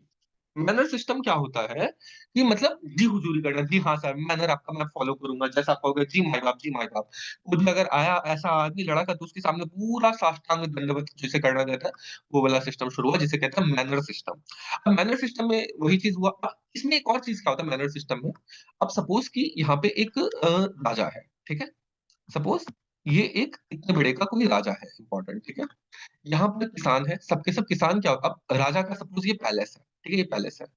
अब इसके आस-पास की ज़मीन भी कुछ होगी, ऑब्वियसली राजा के पास बहुत बड़ा एरिया खुद के डायरेक्ट कंट्रोल में भी होता था, ठीक है? तो डायरेक्ट कंट्रोल की ज़मीन है। इधर छोटे-छोटे, छोटे-छोटे आपके सर्फ हैं, ठीक है? सर्फ एक्सेल वाले सर्फ है, इधर सर्फ है, ठीक है? ये लोग क्या कहते थे, कहते थे, माई बाप आप एक काम करो, आप ना हम आपके लिए काम कर देंगे इधर, ये आपके लिए यहाँ पे आपके खेतों में आकर के जब हमारे पास फ्री टाइम होगा, हम यहाँ पे आपके खेतों में काम कर देंगे, आप हमें प्रोटेक्शन प्रोवाइड करो। तो ये लोग ना इनको आकर के इनको फ्री में वो किया करते थे, खेती किया करते थे राजाओं का, ठीक है? ये प्रथा अपने देश में देखने को नहीं मिलती है इस प्रकार की। ठीक है? ये बेसिकली ये दर्शाता है कि इंडिया की फ्यूडलिस्टिक सोसाइटी रोमन्स की फ्यूडलिस्टिक सोसाइटी से कैसे डिफरेंट थी। तो ये यहाँ पे चीज़ हमें देखने को मिलता है कि ये लोग यहाँ पे आके काम क्या करते थे जिसे कि मैनर सिस्टम कहा जाता है, ठीक है? तो मैनर सिस्टम और ये हो गया फीफ वगैरह सब। अब ये हम लोगों ने देखा कि यहाँ पर इस प्रकार का इन लोग का स्ट्रक्चर हुआ करता था। रीज़न देखा ये लोग सब बाद में अपना आप को इंडिपेंडेंट घोषित करने लग गए और ये सब रीज़न था, ठीक है? अब इधर से यहाँ पे अरब्स लोग का भी वो हुआ करता था आक्रमण। तो ये जो है 2 भागों में डिवाइड हो गया। ठीक है? यहाँ तक हम लोगों ने देखा था ये 2 भागों में डिवाइड हो गया। अब 2 भागों में डिवाइड होने से क्या हो गया? ये जो वेस्टर्न साइड था, ये पूरा आ गया किसके कंट्रोल में? स्लाव आ गए इधर, ठीक है? जर्मैनिक लोग आ गए। उसके बाद फिर इधर काफ़ी ये जो ये थो इन लोग थे फीफ वगैरह सब ये सब का काफ़ी ज़्यादा जोश मचने लग गया बेसिकली। हर तरफ अफ़रा-तफ़री का माहौल, त्राहिमाम सब लोग करने लग गए। तो उस त्राहिमाम और हाहाकार में क्या हुआ, छोटे-छोटे राज्य उदा होने लगा और एक-दूसरे को मार-काट मचने लग गया। किसी एक की सत्ता वहाँ पे नहीं बनी, कभी ये आया, कभी वो आया, ठीक है? बेसिकली बहुत खराब स्थिति हो गई, तो आने वाले कुछ दशकों तक ये डार्क एज कहलाता है इधर, ठीक है? डार्क एज यानी कि यहाँ पे कुछ भी नहीं हुआ डार्क एज में, एकदम खराब स्थिति रही पूरे इस साइड के यूरोप की। तो जो वेस्टर्न साइड का यूरोप था, ये पूरी तरीके से डार्क एज में चला गया। डार्क एज में जाने का एक और रीज़न क्या रहा कि देखो, यहाँ पे जो शासन हुआ करता था ना, तो यहाँ पे मैंने आपको कहा यहाँ पे रोम है। अब रोम जहाँ पे है, वहाँ पे कैथोलिक्स का बहुत बड़ा प्रभाव रहेगा, ठीक है? कैथोलिक्स का बहुत बड़ा प्रभाव रहेगा। तो ये जितना भी कुछ निर्णय हुआ करता था, ये सब इनसे फादर्स आके पूछा करते थे या जो यहाँ पे कैथोलिक चर्च है उनसे आके पूछा करते थे। तो वहाँ पे राजा का खुद का दिमाग नहीं हुआ करता था, वो खुद से अपना डिसीज़न नहीं ले पाता था। इसलिए यहाँ पे सारा काफ़ी ज़्यादा कंट्रोल जो है वो होने लग गया था इनका, ठीक है? बेसिकली अगर हम अरबिक में कहें तो उलेमाओं का, इनका कहें तो बिशप्स का या फिर और जो होते हैं इनका उन सब का हुआ करता था, पादरियों वगैरह का।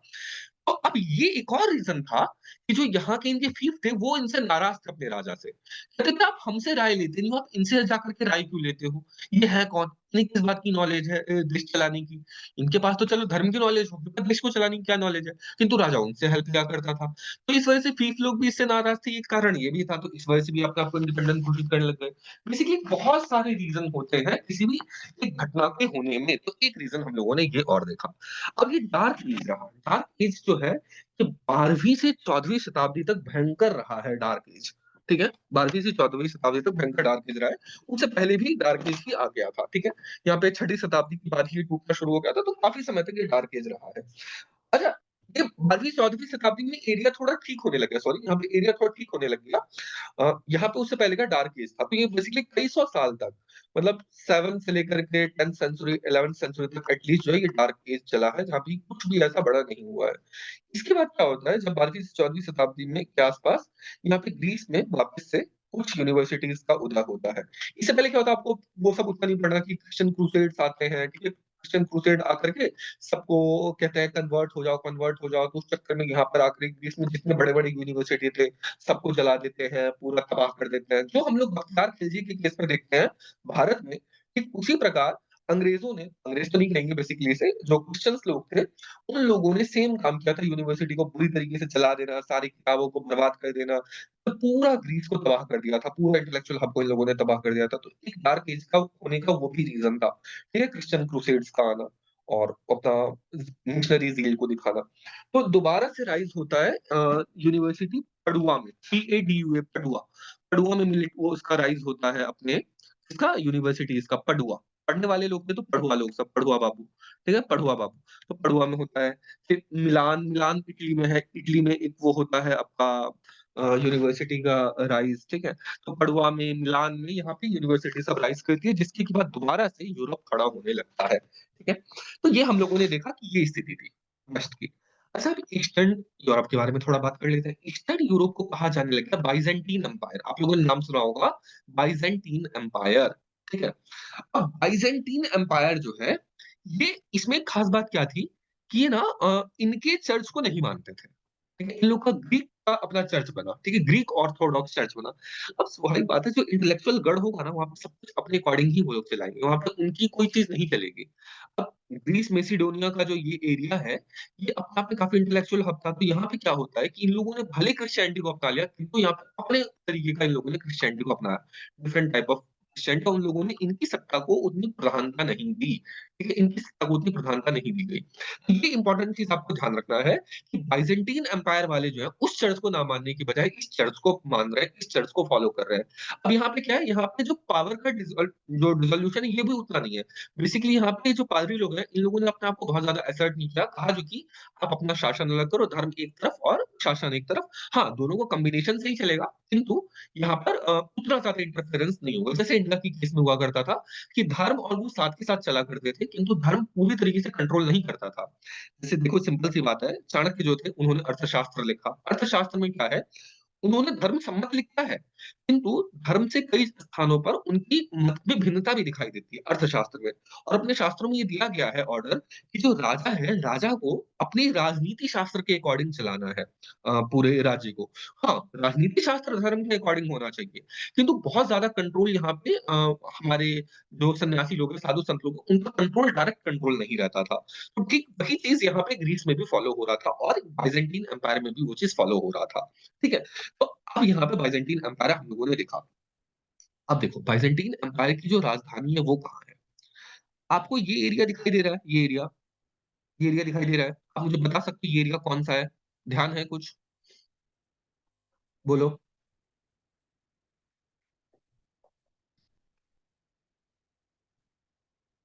क्या ये एरिया ध्यान है कौन-सा है?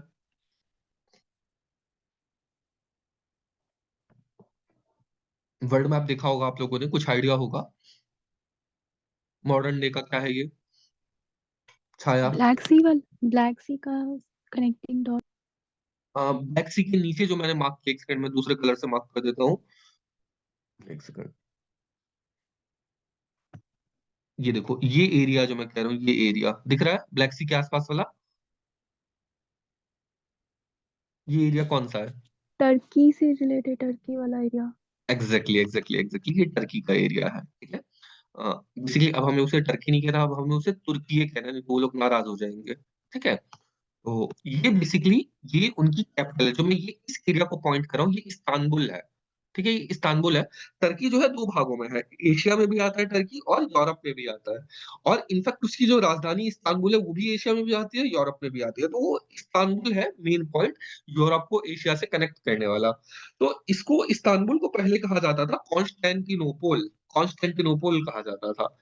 तो जो बाइज़ेंटाइन एम्पायर है, बाइज़ेंटाइन एम्पायर की जो राजधानी थी वो कॉन्स्टेंटिनोपल बनी, ठीक है? कॉन्स्टेंटिनोपल बनी।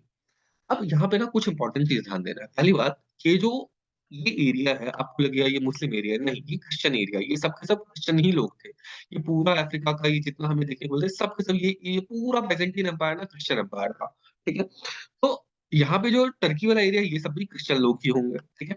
ये लोग सब भी क्रिश्चियन लोग ही हुआ करते थे। कॉन्स्टेंटिनोपल का ये हुआ, ये सब हम लोगों ने देखा, ठीक है? ये क्या होता है कि 7वीं शताब्दी में आकर के ब्रेक होना शुरू होता है, ठीक है? 7वीं शताब्दी में आकर के ये जो बाइज़ेंटाइन एम्पायर है, ये ब्रेक होना शुरू होता है। अच्छा, अब यही टाइम है, अब देखो सब चीज़ को रिलेट करते हुए चलो। सबसे पहले भारत में मोहम्मद बिन कासिम ने अपना अटैक किया था। जो पहला अटैक भारत के ऊपर हुआ था अरब्स का, वो था मोहम्मद बिन कासिम का, ठीक है? ये 712 ईस्वी में। किंतु वो अटैक में ज़्यादा कुछ कर नहीं पाया था, इस्लाम के एक्सपेंशन के लिए आया था, उसे मार-मुर करके भगा दिया गया था। और 7वीं सेंचुरी से लेकर के फिर आगे कई शतकों तक वो लोग वापस आने की हिम्मत नहीं की थी, इतनी बुरी तरीके से उन्हें मारा गया था। किंतु अरब्स लोग जो है ना, वो लोग सब 7वीं शताब्दी में ही आकर के वेस्ट साइड में इन लोग को तोड़ दिए थे। अब देखो, हम लोग ने कितने टाइम तक रेजिस्टेंस दिया है, ठीक है? हम लोग जब देखते हैं, तो अपना पहला जो हम लोग इम्पोर्टेंट रूल देखते हैं, वो किसका देखते हैं सबसे पहला? सबसे पहले हम लोग देखते हैं स्लेव डायनेस्टी। स्लेव डायनेस्टी कब से शुरू होती है? ये आपको कुछ ध्यान है? मोहम्मद गौरी जो है, वो सबसे पहले कब अटैक करता है? कुछ आइडिया है आपको इस चीज़ का? 1176 के आसपास में, ठीक है? 1176 के आसपास में मोहम्मद गोरी का आक्रमण होता है और वहाँ से भी थोड़ा-थोड़ा, कुछ-कुछ छिट-पुट तरीके से होता है। किंतु इन लोगों ने 7th सेंचुरी में ही टूट गए थे। तो बाइज़ेंटाइन एम्पायर जो है 7th सेंचुरी में ही ये बिखर करके टूट गया, ठीक है? ये बाइज़ेंटाइन एम्पायर टूट गया अरब्स लोग के द्वारा। हम लोगों ने इतने टाइम तक पूरा भयंकर रेजिस्टेंस दिया है। तो एक चीज़ मैं यहाँ पे आपको कहना चाहूँगा कि अभी तक जो हम लोग जो मेडिवल हिस्ट्री पढ़ते थे, ये पढ़ते थे कि हम लोग हारे, हारे, हारे, भारत हार गया, हार गया, हार गया, हार गया।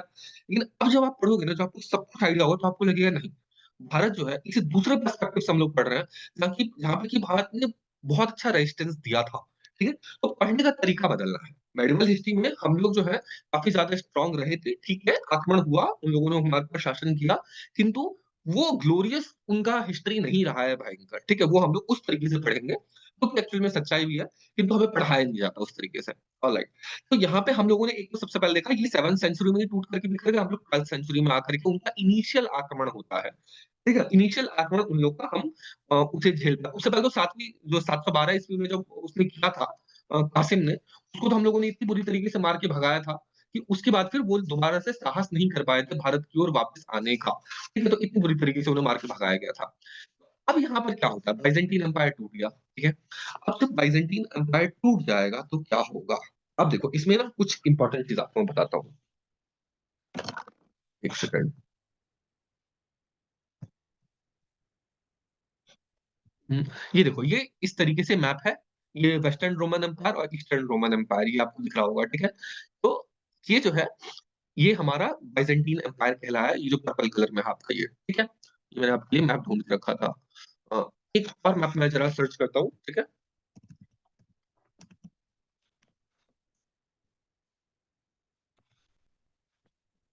एक सेकंड यहाँ पे है मैप मैंने ढूँढ रखा है। हाँ, देखो, ये देखो। यहाँ पे ना इन लोगों ने क्या किया कि इसको तोड़ा, ठीक है? हम समझ सकते हैं किसको तोड़ा, बाइज़ेंटाइन एम्पायर को तोड़ा इन लोगों ने, ठीक है? यहाँ पे बाइज़ेंटाइन एम्पायर कहाँ था? ये इस प्रकार का बाइज़ेंटाइन एम्पायर था, ठीक है? ईस्टर्न साइड में। तो ईस्टर्न साइड में बाइज़ेंटाइन एम्पायर को तोड़ दिया, ठीक है? अब ये देखो यहाँ पर कितने सारे एरिया हैं, ये देखो मिस्र है, इजिप्ट का एरिया, ठीक है? अलग-अलग एरिया है छोटे-छोटे, छोटे-छोटे। इराक है, इफ़्साना है, खुरासान है। खुरासान के लिए बहुत इम्पोर्टेंट लड़ाई होती है, वो हम लोग उतना नहीं देखेंगे डिटेल में, बेसिकली हम लोग छोटा-सा उसका एरिया देखेंगे। ये अल सिंध है। अल सिंध जो है ये आपको समझ आ रहा होगा, ये देखो ये गुजरात का एरिया आपको नज़र आ रहा है। तो गुजरात के जो वेस्टर्न साइड में अफ़गानिस्तान का एरिया था, उसे अल सिंध कहा जाता था। बेसिकली सब लोग मानते थे इंडिया का ही पार्ट है ये, इंडिया का वेस्टर्न एरिया, तो अल सिंध है ये। तो बेसिकली इतना दूर तक इन लोग का एम्पायर फैल गया अरब्स का, ठीक है? जिन्हें कि कहा जाता है अब्बासिद कैलिफेट, अब्बासिद कैलिफेट।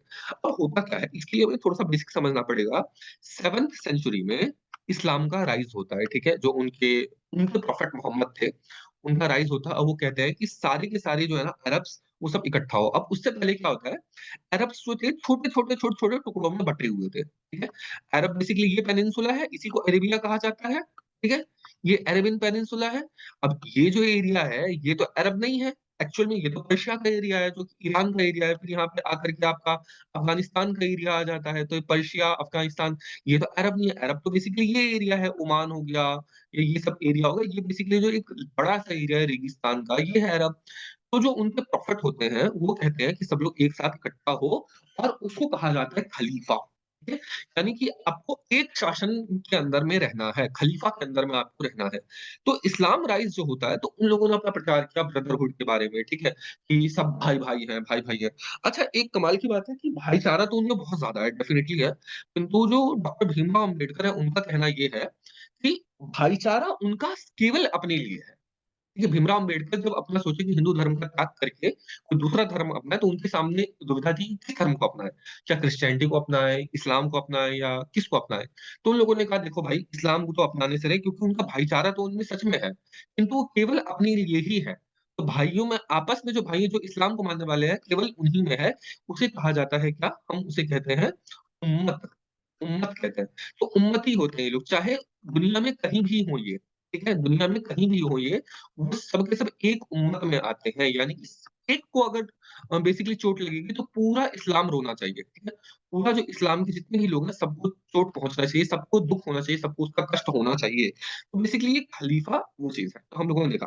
खलीफा बेसिकली एक आदमी का शासन, उनके अंदर में चाहे आप कोई सा भी राज्य करो, कहीं भी राज्य करो, किंतु उसका मेन जो ऊपर से चल रहा है वो होना चाहिए खलीफा। इंडिया में भी खिलाफत आंदोलन होता है, आप लोग पढ़ेंगे मॉडर्न हिस्ट्री में, जहाँ पर कि गांधी जी ने भी उसे सपोर्ट किया था खिलाफत आंदोलन का। अब देखो भारत में खलीफा का क्या रोल, ठीक है? कुछ नहीं, किंतु फिर भी खलीफा का उस टाइम तक ये था कि नहीं हम खलीफा के अंडर में हैं, खलीफा को कुछ नहीं होना चाहिए। उधर टर्की में अंग्रेज लोग सब खलीफा को तोड़ने का प्रयास कर रहे थे अंग्रेज लोग, उधर उन लोगों ने टर्की में किया था, इधर भारत को दर्द हो रहा था कि नहीं खलीफा को क्यों तोड़ा गया, ठीक है? तो उसके लिए खिलाफत आंदोलन हुआ था। तो बेसिकली हम लोगों ने खलीफा के कांसेप्ट को देखा। तो अब ये यहाँ पे क्या होता है, छोटे-छोटे जो प्रिंस हैं, ये सब ना राइज़ करना शुरू करते हैं, ठीक है? राइज़ करना ये लोग शुरू करते हैं। तो इसमें बहुत इम्पोर्टेंट राजा सब आते हैं। अ, एक बड़ा ही एक टर्किश सीरियल आया था अभी इस बीच में। आप लोग को ध्यान है कोई सीरियल आया था टर्किश सीरियल बहुत ज़्यादा फेमस हुआ था, बहुत ज़्यादा पॉपुलर हुआ था? मुझे फिलहाल ध्यान नहीं है, ठीक है? अ, अर्तुगरुल गाज़ी, अर्तुगरुल गाज़ी, ठीक है? अर्तुगरुल बेसिकली क्या था, अर्तुगरुल गाज़ी उसने क्या किया था काफ़ी ज़्यादा इन लोगों को कंसोलिडेट करने का काम किया था, ठीक है? अर्तुगरुल गाज़ी ने। तो ऐसे ही और भी हुए थे, बहुत सारे रूलर्स हुए थे, तो बेसिकली ये अब्बासिड कैलिफेट जो है ये यहाँ पे राइज़ होता है, अब्बासिड, ठीक है? अब्बासिड। अब्बासिड कैलिफेट होता है, ठीक है? आप इसे सर्च करके लिख लेना इसका नाम, ठीक है? अब्बासिड कैलिफेट, ठीक है?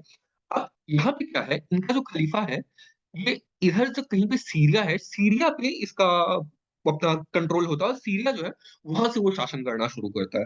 तो सीरिया बहुत ही इम्पोर्टेंट लोकेशन है, इसलिए आज भी सीरिया बहुत ज़्यादा न्यूज़ में रहता है, क्योंकि खलीफा का आंदोलन पूरा खलीफत जो वहीं से चला करता था, ठीक है? वो जगह थी दमास्कस। आज भी देखो सीरिया में बहुत इम्पोर्टेंट शहर है दमास्कस। आपको कभी पूछा जा सकता है मैप बेस्ड क्वेश्चन में कि दमास्कस कहाँ पे है? तो आपको पता होना चाहिए कि सीरिया में दमास्कस, ठीक है? तो बेसिकली वहाँ से हुआ करता था रूल। अब क्या है, जो इसका खलीफा है, ये अपने आप को कहता है कि मैं प्रॉफेट मोहम्मद के वंश से हूँ, ठीक है? और इसीलिए मेरी सत्ता यहाँ पे चलनी चाहिए। तो प्रॉफेट मोहम्मद का वंशज बता कर के इसने अपने आप को पूरा फैलाया और इसमें 2 इम्पोर्टेंट जो है वो लोग रहे हैं, जैसे कि एक का नाम रहा है अल मामून, ठीक है? एक कैलिफेट का नाम रहा है अल मामून। ये आपको ध्यान रखना है। क्यों ध्यान रखना है मैं आपको बताता हूँ। देखो, ये लोग ना बड़े ही समझदार थे। ठीक है? समझदार थे अल मामून और दूसरा था हारून अल राशिद। हारून HARUN हारून अल राशिद। ये सब आप कहीं पे नोट कर लें। बेसिकली आज भर का लेक्चर होगा जो आपका बैकग्राउंड होगा, कल से जो आप जो नॉर्मल पढ़ते हो वो सब आप पढ़ोगे। किंतु जब तक आपको ये समझ नहीं आएगा आपको वो एक कंसेप्चुअल क्लैरिटी नहीं होगी। आप खाली रट लोगे कि अच्छा ठीक है, उसका बच्चा वो, उसका बच्चा वो, उसका बच्चा वो, उसका बच्चा वो। आपको कंसेप्चुअल क्लैरिटी नहीं होगी। तो कंसेप्चुअल क्लैरिटी के लिए मैं आपको ये क्लास ले रहा हूँ। ठीक है? तो बेसिकली क्या होता है मतलब हारून अल राशिद है और अल मामून है, ये सब कुछ फेमस उनके कैलिफेट होते हैं। अब इन कैलिफेट का बात क्या है ना कमाल का, कि जैसे यहाँ पे हम लोगों ने रोमन्स के बारे में देखा था कि रोमन्स लोग जो थे, ये लोग क्या करते थे कि फिefdom वाला इनका कांसेप्ट था। ये लोग ना छोटी जात बड़ी जात क्या करते थे कि low you are low born, you are high born. जो जो इनकी फीफ हुआ करते थे वो कहते थे हम हाई बॉर्न हैं। जो किसान होते थे पीजेंट वो कहते थे तुम लोग लो बॉर्न हो। तो ऐसा सीन चला करता था, ठीक है? तो इन लोगों ने क्या किया, इस्लाम का जो कैलिफेट चला, इन लोगों ने इस चीज़ को खत्म करने का प्रयास किया था, ठीक है? इन लोगों ने इस चीज़ को खत्म करने का प्रयास किया था। ये लोग कहते थे नहीं ऐसा कुछ नहीं है, जो इस्लाम मान ले वो सब के सब हमारे अपने हैं, ठीक है? वो सब के सब हमारे अपने हैं। तो ये चीज़ इसमें था। अब इसमें एक चीज़ और समझने को मिल रही है कि जैसे भारत में जाति व्यवस्था थी, ठीक इसी प्रकार यूरोप में भी जाति व्यवस्था तो नहीं, किंतु वही चीज़ हाई बॉर्न का कांसेप्ट, लो बॉर्न का कांसेप्ट इधर भी था, ठीक है? हर जगह हम लोग को वो चीज़ देखने को मिल रहा है और कहीं न कहीं ये इनमें भी अरब्स में भी थी, लेकिन इन लोगों ने उसे खत्म करने का प्रयास किया। ये भी चीज़ इम्पोर्टेंट है। इसमें क्या होता है कि जब भी आप इस प्रकार का सोच रखोगे कि हम हाई बॉर्न हैं, तुम लो बॉर्न हो, तो आप उनको ना कुछ महत्व नहीं दोगे, लो बॉर्न का महत्व नहीं दोगे, ठीक है? तो ये कारण है कि वहाँ पे बहुत ज़्यादा इनोवेशन वगैरह सब नहीं हुआ, वेस्टर्न यूरोप में या फिर यूरोप में। इन लोगों ने क्या किया, इन लोगों ने ये चीज़ को खत्म कर दिया। तो अब यहाँ पे क्या होता है कि इन लोगों ने इनोवेशन को काफ़ी ज़्यादा बढ़ावा देना शुरू किया, ठीक है? अब इन्हीं लोगों ने एक बनाया इम्पोर्टेंट चीज़ें नोट करो, बैत उल हिकमत, ठीक है? बैत उल हिकमत मैं यहाँ पे लिख भी देता हूँ, बैत उल सॉरी हिकमत। आपको शो हो रहा है स्क्रीन पे? अरे! कलर कौन-सा है? शिट! देखो, बैत उल हिकमत। दोबारा से लिख देता हूँ, बैत उल हिकमत। कलर फिर से मैंने इसी तरीके से लिख दिया। बैत उल हिकमत, ठीक है? शो हो रहा है बैत उल हिकमत? ये नोट कर लो। इन लोगों ने बैत उल हिकमत को एस्टैब्लिश किया। बैत उल हिकमत, बैत उल हिकमत क्या है? House of wisdom. अब बड़े चालू लोग थे। कैसे चालू लोग थे? इन लोगों ने क्या किया कि दुनिया भर में जितना भी इनोवेशन हो रहा था ना, उसको इन लोगों ने ट्रांसलेट करना शुरू किया, ठीक है? अब जैसे इंडिया में यदि कोई चीज़ साइंस का विकास हो रहा है, तो इन लोगों ने फटाफट उसे कॉपी मार लिया, ठीक है? कॉपी मारने में क्या किया इन लोगों ने, कैसे मारा कॉपी? देखो, सिंपल सी बात है, भारत में हम लोगों ने देखा कि ज़ीरो की खोज हुई भारत में, ठीक है? और उसके अलावा फिर डेसिमल सिस्टम की खोज हुई भारत में। उसके अलावा फिर जो शुट थे, चरक थे, ये सब हम लोगों ने देखा था, ठीक है? वो सब जो थे, उनकी कहाँ पे हुआ था उनका एक खोज वगैरह सब भारत में हो रहा था, ठीक है? सुश्रुत हो गए या फिर और भी हम लोगों ने देखा था वाग्भट हो गए और भी जितने सारे लोग सब थे, वराहमिहिर हो गए, ये सब लोग जो थे भारत में इन लोग का खोज हो रहा था। बड़े चालू थे, इन लोगों ने एस्टैब्लिश किया बैत उल हिकमत, ठीक है? ये मैं आपको याद इस वजह से करवा रहा हूँ, क्योंकि यदि कुछ पूछे कि इंडिया से यूरोप में सारा कैसे ट्रैवल हुआ नॉलेज, तो अरब्स के थ्रू हुआ, अरब्स लोगों ने ट्रैवल किया और अरब्स लोगों ने कैसे किया? क्योंकि उन लोगों ने बैत उल हिकमत नाम का एक ऑर्गेनाइजेशन या फिर एक house of wisdom basically establish किया, जहाँ पे जितने भी इम्पोर्टेंट इन लोग के इनोवेशन थे, उसको ना इन लोगों ने ट्रांसलेट करना शुरू किया, चीटिंग करना, कॉपी मारना इन लोगों ने शुरू किया। और वो कॉपी मारने के लिए भी दिमाग चाहिए, है ना? इन लोगों ने दिमाग एस्टैब्लिश किया, बिना दिमाग के आप कॉपी तक नहीं कर सकते। तो बेसिकली भारत का इन लोगों ने वो काम चीटिंग करना शुरू किया, कि यहाँ से इन लोगों ने सारी डेसिमल सिस्टम को अपना लिया, बाकी सब कुछ अपना लिया। जो हम लोग कहते हैं कि आज जो हम लोग 1, 2, 3, 4 ऐसे पढ़ते हैं ना 1, 2, 3, 4 इसे कहते हैं अरेबिक न्यूमेरल। क्या कहते हैं इसे? अरेबिक न्यूमेरल कहते हैं। लेकिन एक्चुअल में ना इन लोगों ने भारत से ही ये चीज़ सीखा था। ऐसा हिस्टोरियंस लोग सब सबके सब मानते हैं। तो अरेबिक न्यूमेरल जो है, ये क्यों अरेबिक न्यूमेरल कहलाया? अब आप कहोगे कि सब हिस्टोरियंस मानते हैं, तो फिर ये अरेबिक न्यूमेरल क्यों माना गया? देखो सिंपल सी बात है, यूरोप वालों को ये न्यूमेरल जो है पता चला था अरब्स के थ्रू, ठीक है? क्योंकि अरब्स के साथ इन लोग का टच था बाउंड्री, तो इन्हें लगा कि ये तो इन्हीं लोग से आया है। इन्हें क्या पता कि भाई भारत भी है, इधर कोई इतना बड़ा साम्राज्य और भारत में इतना कुछ इनोवेशन हो रहा है, तो इसलिए अरबिक न्यूमेरल कहलाया, इसलिए जितना भी मैथ्स का खोज का श्रेय जाता है वो अरब्स को चला जाता है। किंतु अरब्स ने कॉपी करने का काम करता है, ये हम लोगों ने देखा बायत उल हिकमत में, ठीक है? उसके अलावा फिर एक है पहला-वा-दिम्मा, पहला-वा-दिम्मा, वो कैसे-कैसे नाम होते हैं, ठीक है? हमें याद नहीं होते किंतु हम इसे देखेंगे। कहा पहला-वा-दिम्मा, दिम्मा, ठीक है? पहला-वा-दिम्मा क्या है? पहला-वा-दिम्मा पंचतंत्र का ट्रांसलेशन है अरबिक में, ठीक है? पंचतंत्र आप लोगों ने सुना, ठीक है? हम लोगों ने देखा था पंचतंत्र, उसका ट्रांसलेशन है ये कहला-वा-दिम्मा, कहला-वा-दिम्मा, ठीक है? भाई ये कहलवा दे क्या कहानी है? इसमें भी दिमाग लगता है, पंचतंत्र की कहानी को भी समझने के लिए दिमाग चाहिए, ठीक है? कहला-वा-दिम्मा, ठीक है? दिम्मा, दिमाग कहला कहला दे भाई, वो दिमाग वाला कहलाते हैं। जो पंचतंत्र की कहानी को समझ जाते हैं, वो दिमाग वाले कहलाते हैं, कहलावा-दिम्मा। तो लोगों ने इस चीज़ को एस्टैब्लिश किया। अब क्या है, स्वाभाविक बात है कोई भी अगर ग्रुप अपना इस चीज़ को ध्यान देगा, साइंस को, इनोवेशन को, तो उसका तो राइज़ होना अवश्यंभावी है। ठीक है? वो तो राइज़ करेगा ही करेगा, उसमें कोई दो राय नहीं है। ठीक है विद्यानंद राय? एक राय नहीं, उसमें कोई दो राय नहीं है। ठीक है? तो इतना क्लियर हो रहा है आपको? मज़ा आ रहा है कहानी सुनने में? ये बताओ।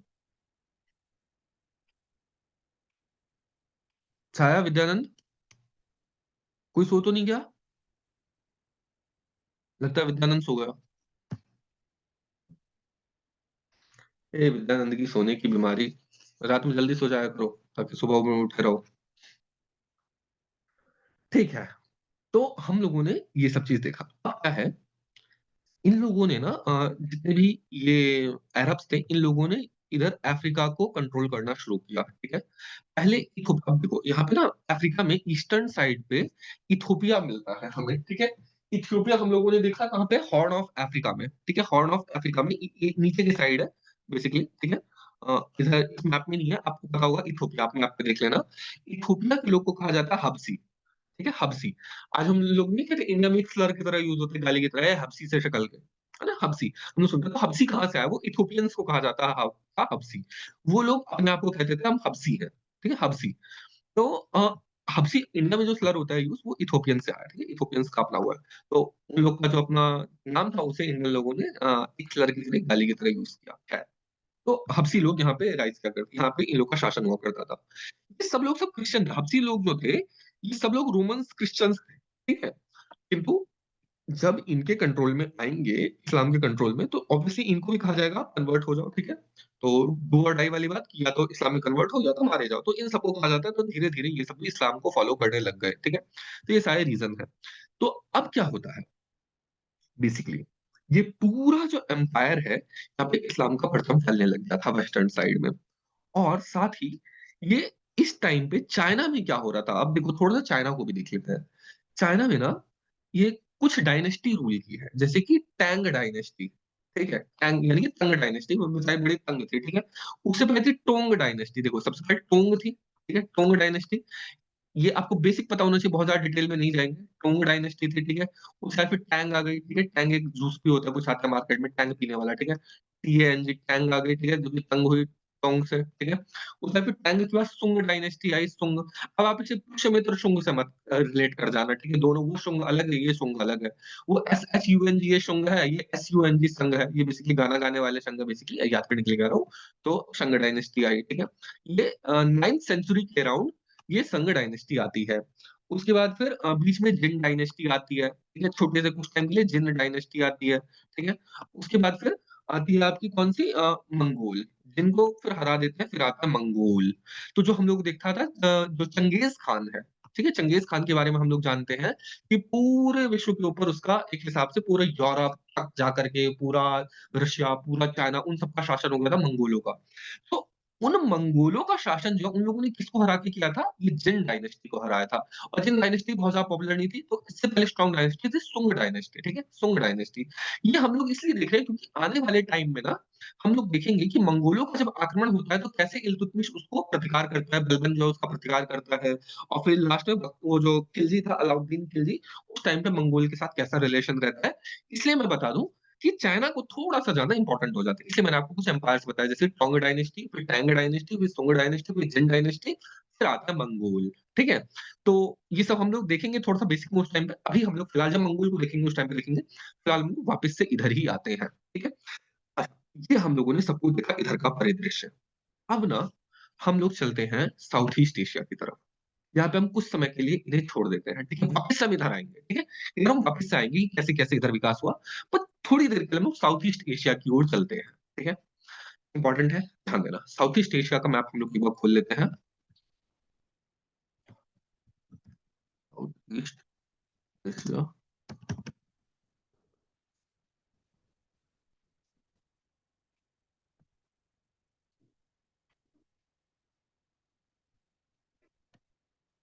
बहुत ही खराब इसकी क्वालिटी है। ऑलराइट, ये कहाँ गया? 1 सेकंड। हुँ,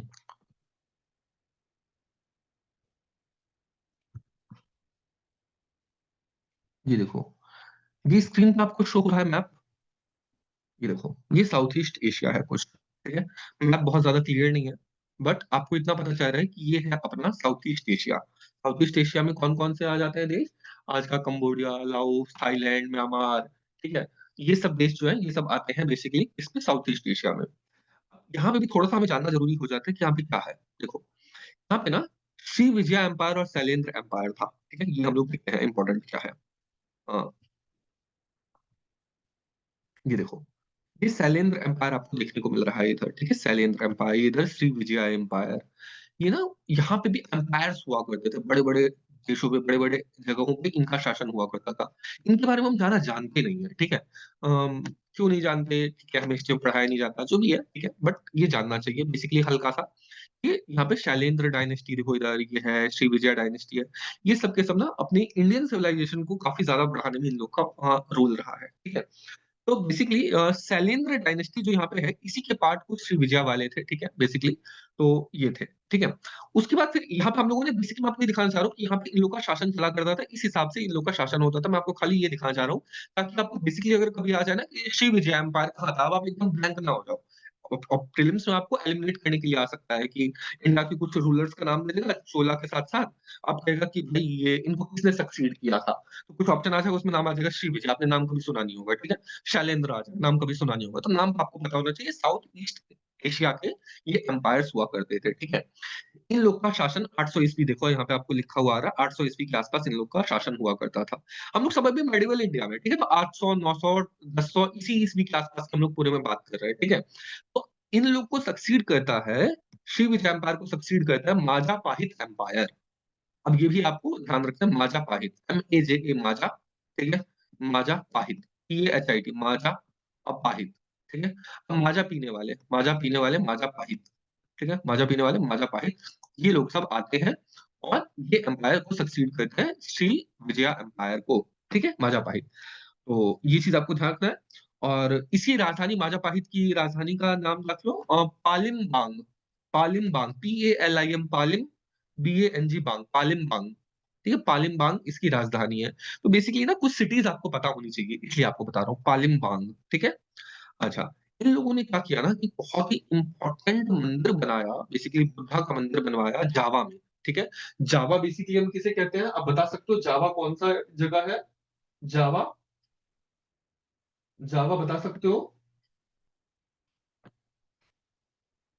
बेसिकली ये भी साउथ ईस्ट एशिया में आता है जावा। अब यहाँ पे क्या है आपको कि जावा, जावा में ना इन लोगों ने एक मंदिर बनाया, टेम्पल ऑफ बोरोबुदूर। आपने नाम शायद सुना होगा, आई डोंट नो।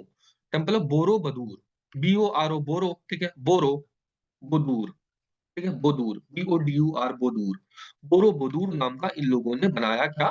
टेम्पल बनाया, बुद्धा का बहुत ही विशाल टेम्पल बनाया बोरोबुदूर। अगर आपको कोई पूछे ना बुद्धिज्म वैसे ही बहुत ज़्यादा पूछता है, ठीक है? तो यदि पूछ दे बोरोबुदूर टेम्पल, ठीक है? और वो कह दे नॉर्थ से साउथ में लगाओ, या फिर कह दे कि इंडिया में कौन-कौन सा था, या फिर कह दे कि ये किस चीज़ से रिलेटेड है बोरोबुदूर टेम्पल, किसका टेम्पल है? बेसिकली किसी भी तरीके से पूछ सकता है। बोरोबुदूर टेम्पल बहुत ज़्यादा इम्पोर्टेंट है, ठीक है? ईस्टर्न जावा में है, इसलिए आपको ये ध्यान रखना है बोरोबुदूर का मंदिर बुद्धा का मंदिर है, ठीक है? बुद्धा का मंदिर है, ठीक है? उसके बाद फिर क्या होता है, यहाँ पर कंबोडिया, लाओस का जो एरिया है, कंबोडिया कहाँ पे है बेसिकली? वो भी वहीं पे है, ठीक है? कंबोडिया भी बेसिकली कहाँ पर है? ये भी साउथ ईस्ट एशिया में ही है। आप मैप खोल लो अपने फ़ोन में, अगर आपको ध्यान नहीं है तो, ठीक है? यहाँ पे वो सब नहीं दिखा रहा। तो कंबोडिया बेसिकली जो है, कंबोडिया में एक राइज़ होता है काम्बोज एम्पायर का, काम्बोज, KAMBUJ, काम्बोज, काम्बोज, काम्बोज एम्पायर, ठीक है? बेसिकली ना हम एक काम करते हैं, ये साउथ ईस्ट एशिया का पॉलिटिकल मैप खोल लेते हैं।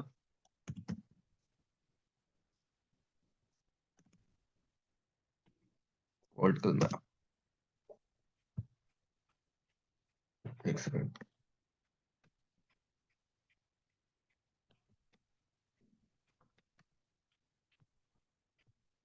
ठीक है? ये देखो यहाँ पे ना आपको सब चीज़ क्लियर हो जाएगी। ये देखो, हम लोगों ने देखा कि यहाँ पर ईस्टर्न जावा में, ठीक है? ईस्टर्न जावा में ये देखो जावा सी आपको नज़र आ रही होगी इधर, अब यहाँ पे मैप पे आपको क्लियर नज़र आ रहा होगा। एक सेकंड, देखो ये जावा सी है, ठीक है? तो इधर जावा के एरिया में बेसिकली जो बोरोबुदूर का जो मंदिर है, ये यहाँ पे इस्टेब्लिश किया गया, ठीक है? ईस्टर्न जावा में। अब यहाँ पे हम बात कर रहे हैं काम्बोज एम्पायर की, तो कंबोडिया यहाँ पे देखो कंबोडिया, ठीक है? ये कंबोडिया का एरिया है, ठीक है? ये कंबोडिया में यहाँ अब देखो यहाँ पे श्रीविजय एम्पायर थी, ठीक है? श्रीविजय एम्पायर इधर थी कहीं पे, ठीक है? यहाँ पे फिर और आपको वो था शैलेंद्र डायनेस्टी वगैरह, ठीक है? शैलेंद्र डायनेस्टी, श्रीविजय एम्पायर ये इस एरिया में था, ठीक है? इस एरिया में। यहाँ पे कंबोडिया के एरिया में काम्बोज एम्पायर था, ठीक है? काम्बोज, KAMBUJ, काम्बोज, ठीक है? ये हमें ध्यान रखना है, काम्बोज एम्पायर, जो कि कंबोडिया, वियतनाम के एरिया में, ये पूरा वियतनाम के एरिया में, अब देखो कंबोडिया के साथ-साथ वियतनाम लगा, तो इस एरिया में काम्बोज एम्पायर हुआ करता था, ठीक है? तो ये जो था, ये रिप्लेस किया था फुहान डायनेस्टी को। अब देखो ये एक इम्पोर्टेंट एक और डायनेस्टी है फुहान, FUHAN, फुहान, ठीक है? फुहान। अब फुहान डायनेस्टी जो है ना, ये हिंदू डायनेस्टी थी। ये हिंदू डायनेस्टी थी, फुहान डायनेस्टी हिंदू डायनेस्टी थी। इसे रिप्लेस किया था काम्बोज डायनेस्टी ने, ऑब्वियसली अगर हिंदू डायनेस्टी को रिप्लेस किया तो बुद्धिस्ट डायनेस्टी होगी, सिंपल सी बात है। तो इन लोग का था, ठीक है? लेकिन ऐसा नहीं है कि भाई ये सब के सब सिर्फ बुद्धिज्म को बढ़ावा देने के चक्कर में हिंदुइज्म को पूरी तरीके से त्याग दे देंगे, ऐसा नहीं है बिल्कुल भी। तो इसीलिए आप देखते हो कि यहाँ पे बहुत ही इम्पोर्टेंट, बहुत ही फेमस, इनफैक्ट दुनिया का सबसे बड़ा मंदिर यहाँ पे बनता है। आप बता सकते हो कौन-सा मंदिर है यहाँ पे? बता सकते हो, कोई मुझे बता सकता है कौन-सा मंदिर है? अंकोर वाट का। एग्ज़ैक्टली हाँ, अंकोर वाट का। तो अंकोर वाट के मंदिर को बनाया था काम्बोज एम्पायर ने, ठीक है? अंकोर वाट का। ये पहले हिंदुइज़्म का ही था, बाद में इसे फिर कन्वर्ट करके बुद्धिज़्म का बना लिया गया। ये हम लोगों ने पूरा इधर की हिस्ट्री देखी, ठीक है? ये हम लोग अब समझ रहे हैं, ठीक है? यहाँ पे ये सारा हम लोगों ने पॉलिटिकल देखा कि कैसे क्या चल रहा है। अब यहाँ से फिर आप रिलेट करो कि जब चोला साम्राज्य आ रहे थे, है ना? चोला साम्राज्य ने अपना बढ़ाना शुरू किया था, राजेंद्र चोला, राजराज चोला, उन लोग को यहाँ पे इन लोग को हराना पड़ेगा पहले, ठीक है? तो उतना डिटेल में हम लोग नहीं जाएँगे कि कैसे क्या हुआ, क्योंकि उतना हमारे एग्ज़ाम में नहीं पूछा जाता, इम्पोर्टेंट नहीं है। बेसिकली कांसेप्चुअल क्लैरिटी में कि ऐसा ना हो कि भाई चोला साम्राज्य ने सीधा हराना शुरू किया, ऐसे नहीं। दिमाग में होना चाहिए स्ट्रक्चर कि अच्छा किसको हराया भाई, कोई तो इम्पोर्टेंट राजा रहा होगा, कोई तो स्ट्रॉन्ग रूलर रहा होगा, ऐसे थोड़ी हो जाएगा। तो यहाँ पे इसलिए कांसेप्चुअल क्लैरिटी के लिए मैंने आपको ये बताया सब कुछ, ठीक है? तो हम लोगों ने जो राज्य विस्तार किया था, चोला ने और बाकी सब लोगों ने, वो ऐसे किया था, इस प्रकार से, ठीक है? और उससे पहले भी यहाँ पे हिंदू शाही डायनेस्टी थी, हम लोगों हिंदू शाही बेसिकली नाम है किसी और का, मैं आपको बताऊंगा बाद में। यहाँ पे बेसिकली हिंदू डायनेस्टी थी, फुहान डायनेस्टी हो गया, बाकी सबकी श्रीविजय एम्पायर वगैरह सब। यहाँ पहले तो हिंदुइज्म ही था ऑब्वियसली, बाद में बुद्धिज्म का राइज हुआ है, जो भी क्या। तो यहाँ पे हम लोगों ने देखा कि आपको सब कुछ दिमाग में स्ट्रक्चर क्लियर हो कि किस प्रकार से पूरी हिस्ट्री जो है बढ़ी है। ये हम लोगों ने देखा ईस्टर्न साउथ ईस्टर्न एरिया का। अब वापस से हम लोग आते हैं अब्बासिड एम्पायर पे, ठीक है। मजा आ रहा है कि नहीं, ये बताओ, मजा आ रहा है पढ़ने में?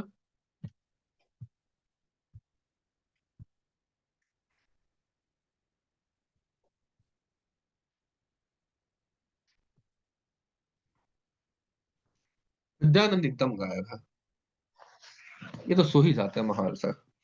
नहीं तो जवाब काहे नहीं देते हैं? देखो इंटरेक्टिव रखोगे तो भी मजा आएगा, इंटरेक्टिव रखो।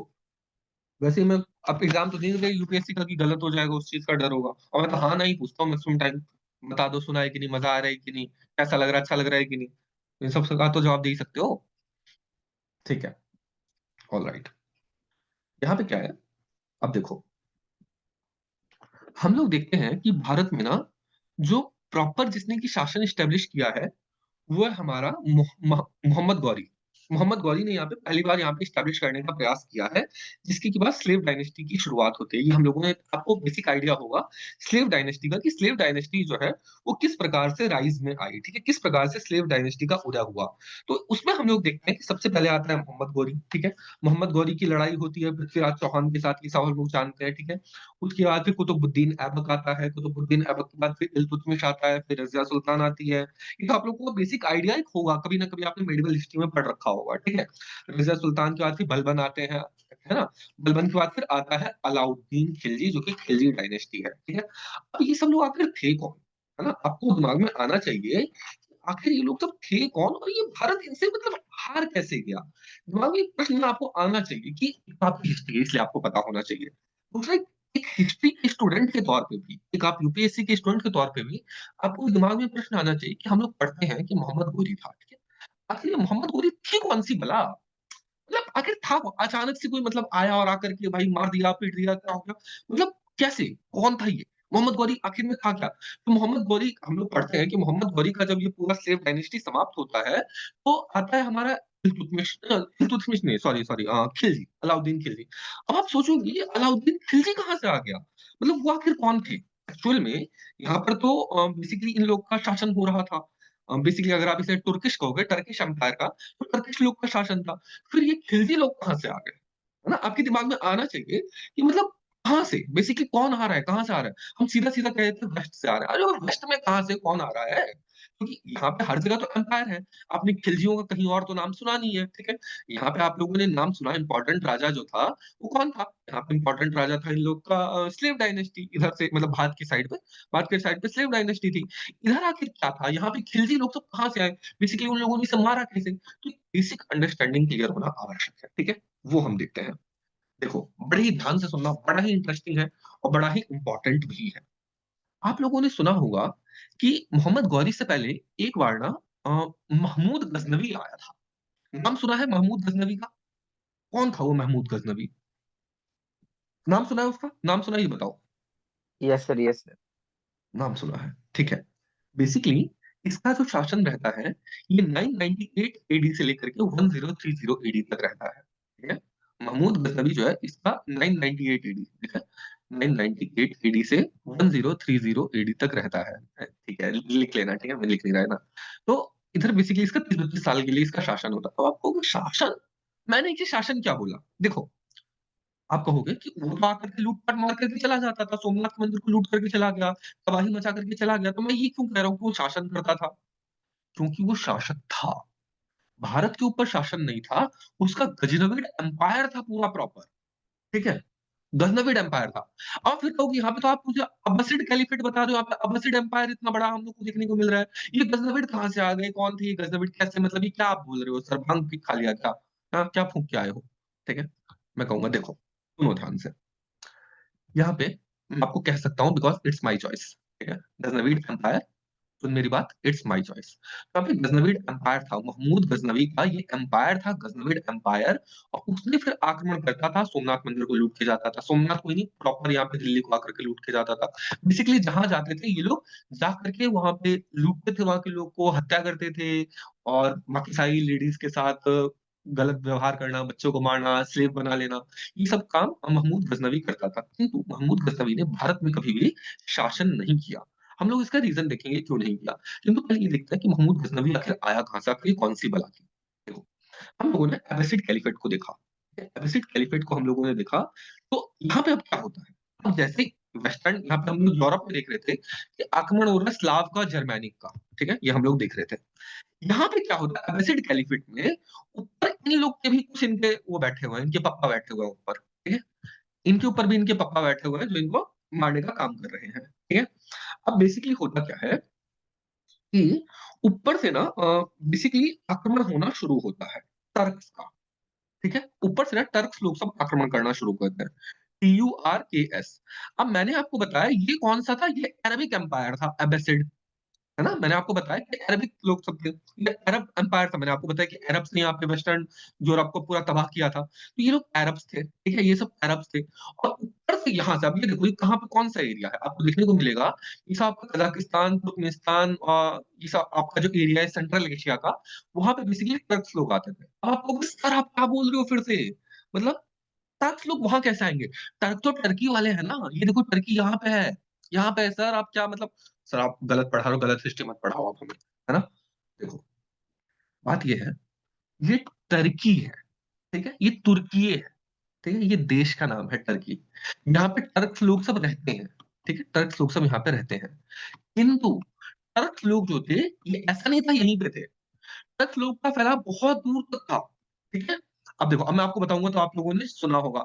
आप लोगों ने ये सुना है कि चाइना में उइगुर मुस्लिम के साथ बहुत ज़्यादा अत्याचार हो रहा है, नाम सुना होगा उइगुर मुस्लिम चाइना में, ठीक है? ज़िंगजियांग प्रोविंस में, ठीक है? ज़िंगजियांग देखो, अगर हम चाइना का एम्पायर का अगर सपोज़ कि ऐसा बनाते हैं, तो जो इसका यहाँ पे जो एरिया है, ये एरिया जो है इसका, ये ज़िंगजियांग प्रोविंस है इसका, ठीक है? नॉर्थ वेस्टर्न पोर्शन इसका ज़िंगजियांग प्रोविंस है। यहाँ पर जो है कौन मुस्लिम है? ये है उइगुर मुस्लिम।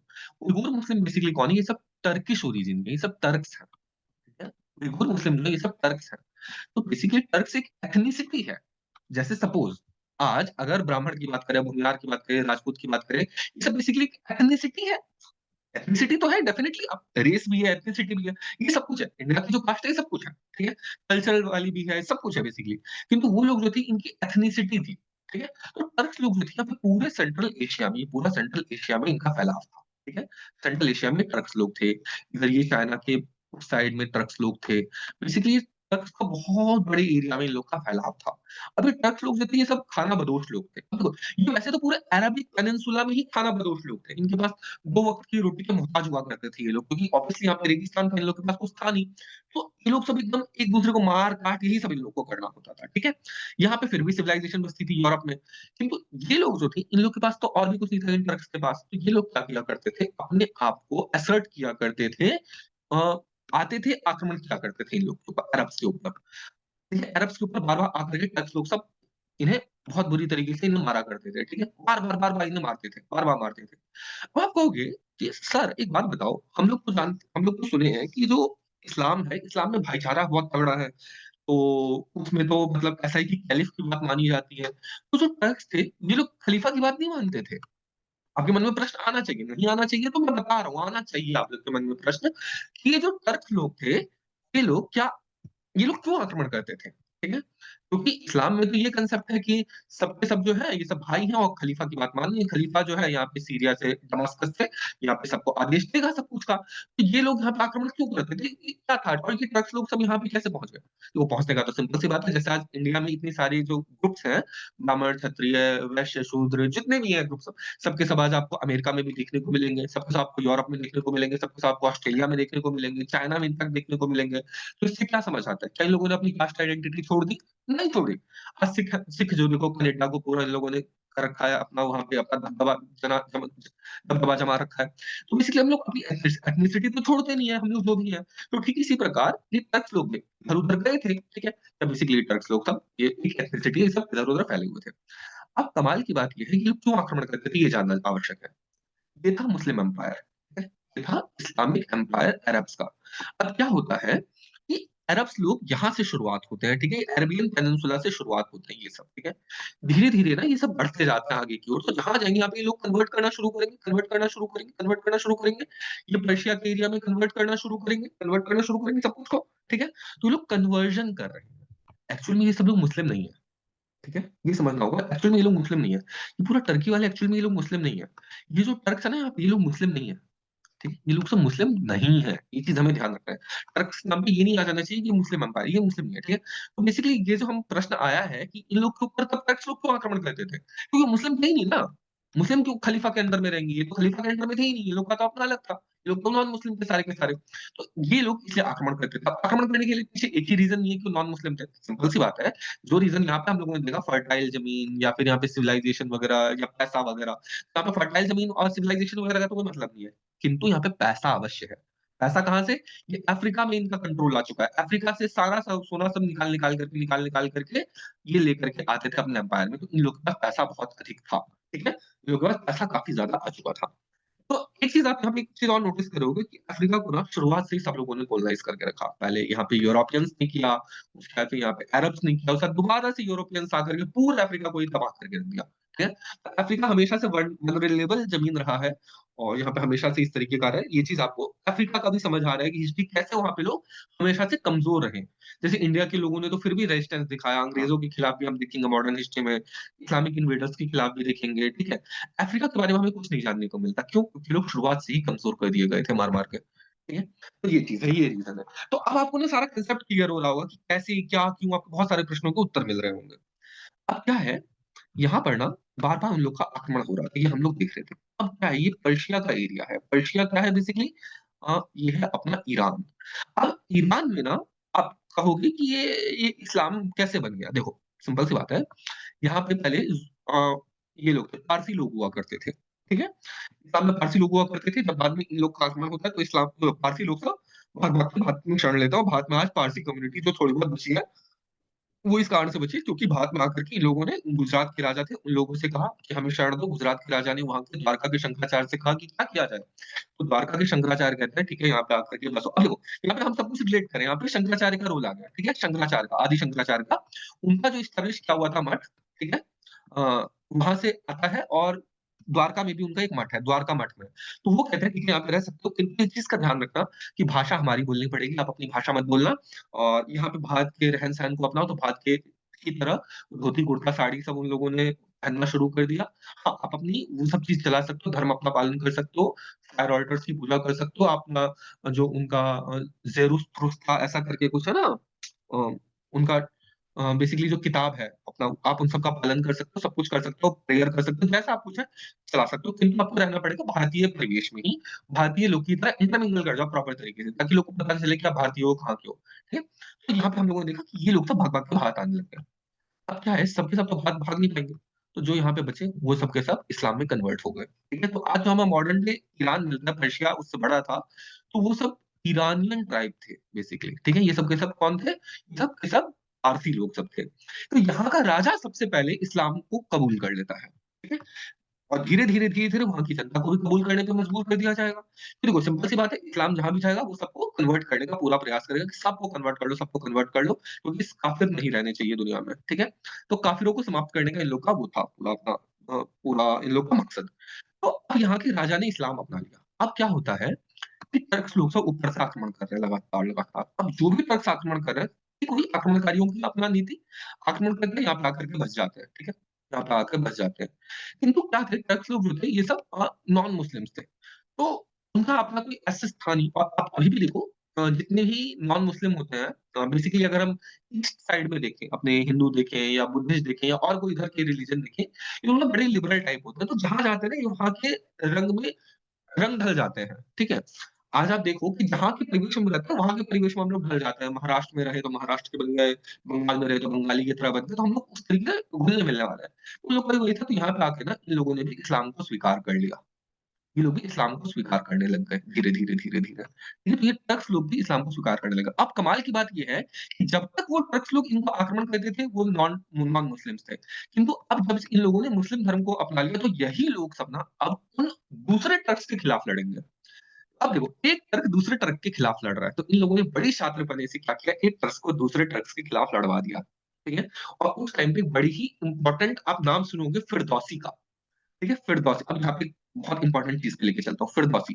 फिरदौसी आपने नाम सुना होगा, कौन था फिरदौसी? ये था महमूद गज़नवी का कोर्ट पोएट, ठीक है? फिरदौसी। महमूद गज़नवी जो भारत के ऊपर आक्रमण किया था, उसका कोर्ट पोएट था, ठीक है? उसने एक बड़ी इंपॉर्टेंट थ्योरी का इजाद किया, जिसमें ये कहा कि आप ना ईरानियन हो, ईरान के लोगों का आप ईरानियन हो और आप तुरानियन के खिलाफ ना बहुत पहले से लड़ते आए हो और आप बहुत ही ग्रेट लोग हो। मतलब बेसिकली ईरान वर्सेस तुरान की थ्योरी इसने प्रोपेगेट की। जैसे इंडिया में नहीं चलता आर्यन वर्सेस द्रविडियन थ्योरी जो प्रोपेगेट किया गया था। तो फिरदौसी ने प्रोपेगेट किया था ईरानियन वर्सेस तुरानियन फिलॉसफी, ठीक है? बेसिकली तुरान वर्सेस ईरान के। अब ईरान जो ये बहुत ही बड़े राजा के वंशज हो, आपका तो साम्राज्य इतना बड़ा था, आप इतने शक्तिशाली थे, वो तुर्क से आपका जो वो था तुरानियन लोग से आपका हमेशा से लड़ाई चलता था, आप उन्हें मारो सबको जाकर के, तो मारना शुरू किए ये लोग सब, ठीक है? तो अब इनके अंदर सेंस ऑफ ईरानियन की वो आ गई, प्राइड जग गई। अब इसमें एक और हमें कमाल की चीज़ देखने को मिलती है, यहाँ पे ना जब बार-बार आक्रमण हो रहा था, ये लोग सब थे परेशान, ठीक है? परेशान होने में इन लोगों ने यहाँ पे एक क्या हुआ कि एक नई चीज़ का उदय हुआ। क्या हुआ? इन लोगों ने कहा कि भाई आपको इस्लाम को बचाना होगा, ठीक है? इस्लाम को बचाना होगा क्योंकि ये नहीं तो मार-मार के हमें भूसा निकाल देंगे, ठीक है? और हम इस्लाम जो है शुरू होने से पहले ही खत्म हो जाएगा। तो यहाँ पे ना गाज़ी स्पिरिट का उदय हुआ, गाज़ी, ठीक है? अब देखो, अब आपको पता चलेगा जो महमूद गज़नवी मैं आपको कह रहा था वो गाज़ी गाज़ी जो मैं कह रहा हूँ, वो ऐसे आया है। पर्शियन एम्पायर में ये एक राष्ट्रवाद का उदय होता है एक धर्म के साथ, मज़हब के साथ, ठीक है? कि हमें अपने मज़हब को बचाना है, ठीक है? और साथ ही अपने राष्ट्र को भी बचाना है। एक तरफ यहाँ पे फिरदौसी आया और दूसरी तरफ यहाँ पर आया हमारा गाज़ी स्पिरिट, ठीक है? गाज़ी स्पिरिट आया। गाज़ी लोग क्या होते थे, ये मर्सिनरी की तरह हुआ करते थे। बेसिकली पर्शिया की अपनी ये पूरा अरबिक जो एम्पायर है, इसकी अपनी स्टैंडिंग आर्मी हुआ करती थी, ठीक है? अपना खुद का वो हुआ करता था आर्मी। किंतु ना इन लोगों ने क्या किया, एक नॉन आर्मी, इनफॉर्मल आर्मी जो है इन लोगों ने बनानी शुरू की। आज जैसे देखो, आज पाकिस्तान क्या करता है, ये तो खुद की उसकी आर्मी, साथ में ये लोग आतंकवादी संगठनों को भी खड़ा करते हैं भारत में और उग्रवाद को फैलाने के लिए, आतंकवाद को फैलाने के लिए। तो एक ये अलग तरीके की आर्मी को एस्टेब्लिश किया, ठीक है? जो कि हुए कौन लोग सब? गाज़ी लोग सब, गाज़ी लोग सब। ये लोग का एक ही काम था, भई मर्सिनरी की तरह जाओ, जाकर के उन्हें मारो। मर्सिनरी क्या होता है? बेसिकली इनका ना खुद का ईमान नहीं होता। अच्छा, वैसे अब मैं ईमान का मतलब बता दूँ। ईमान का जो अर्थ होता है वो होता है जो खुदा में विश्वास करने वाला है।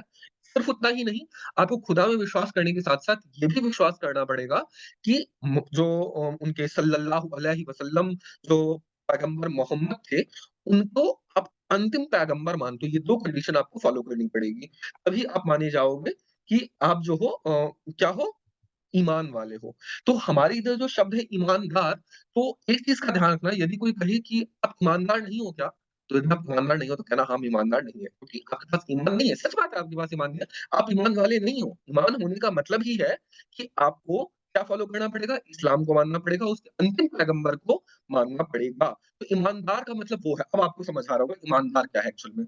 किंतु हम लोगों ने इसे किस तरीके से ले लिया? ऑनेस्टी को। ऑनेस्टी का हम लोगों ने पर्यायवाची बना दिया ईमानदार।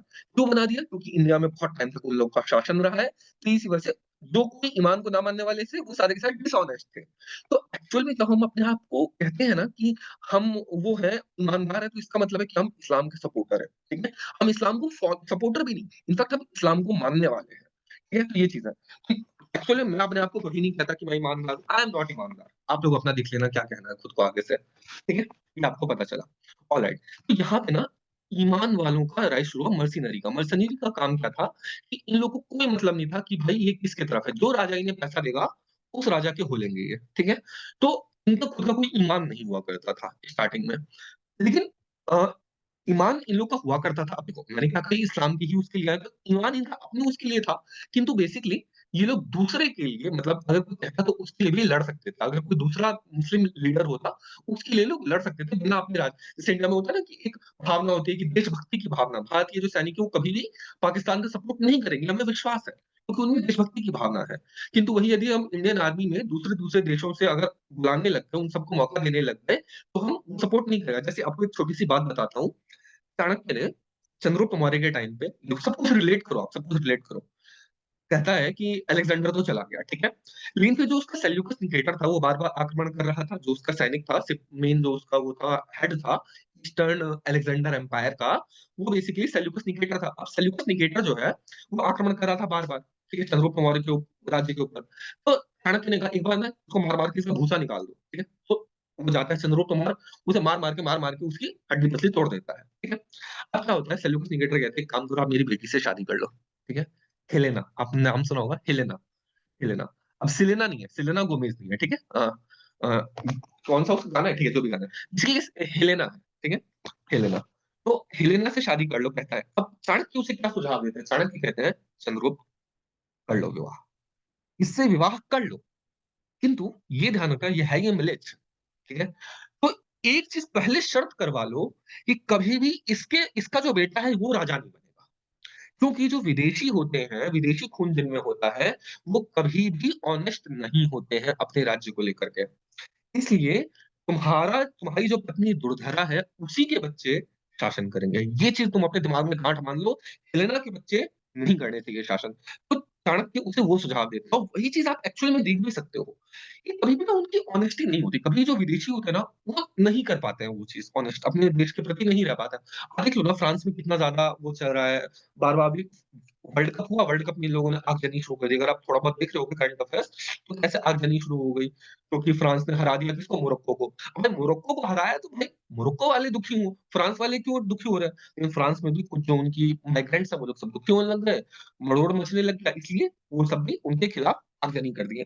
बहुत सारे रीज़न्स होते हैं। बेसिकली ये है, विदेशी कभी भी अपने देश को लेकर के जो वहाँ के नेटिव्स हैं, उनके लिए ईमानदार नहीं होते। ईमानदार बेसिकली मतलब ऑनेस्ट नहीं होते, ठीक है? ईमानदार नहीं होते, जो भी है, ठीक है?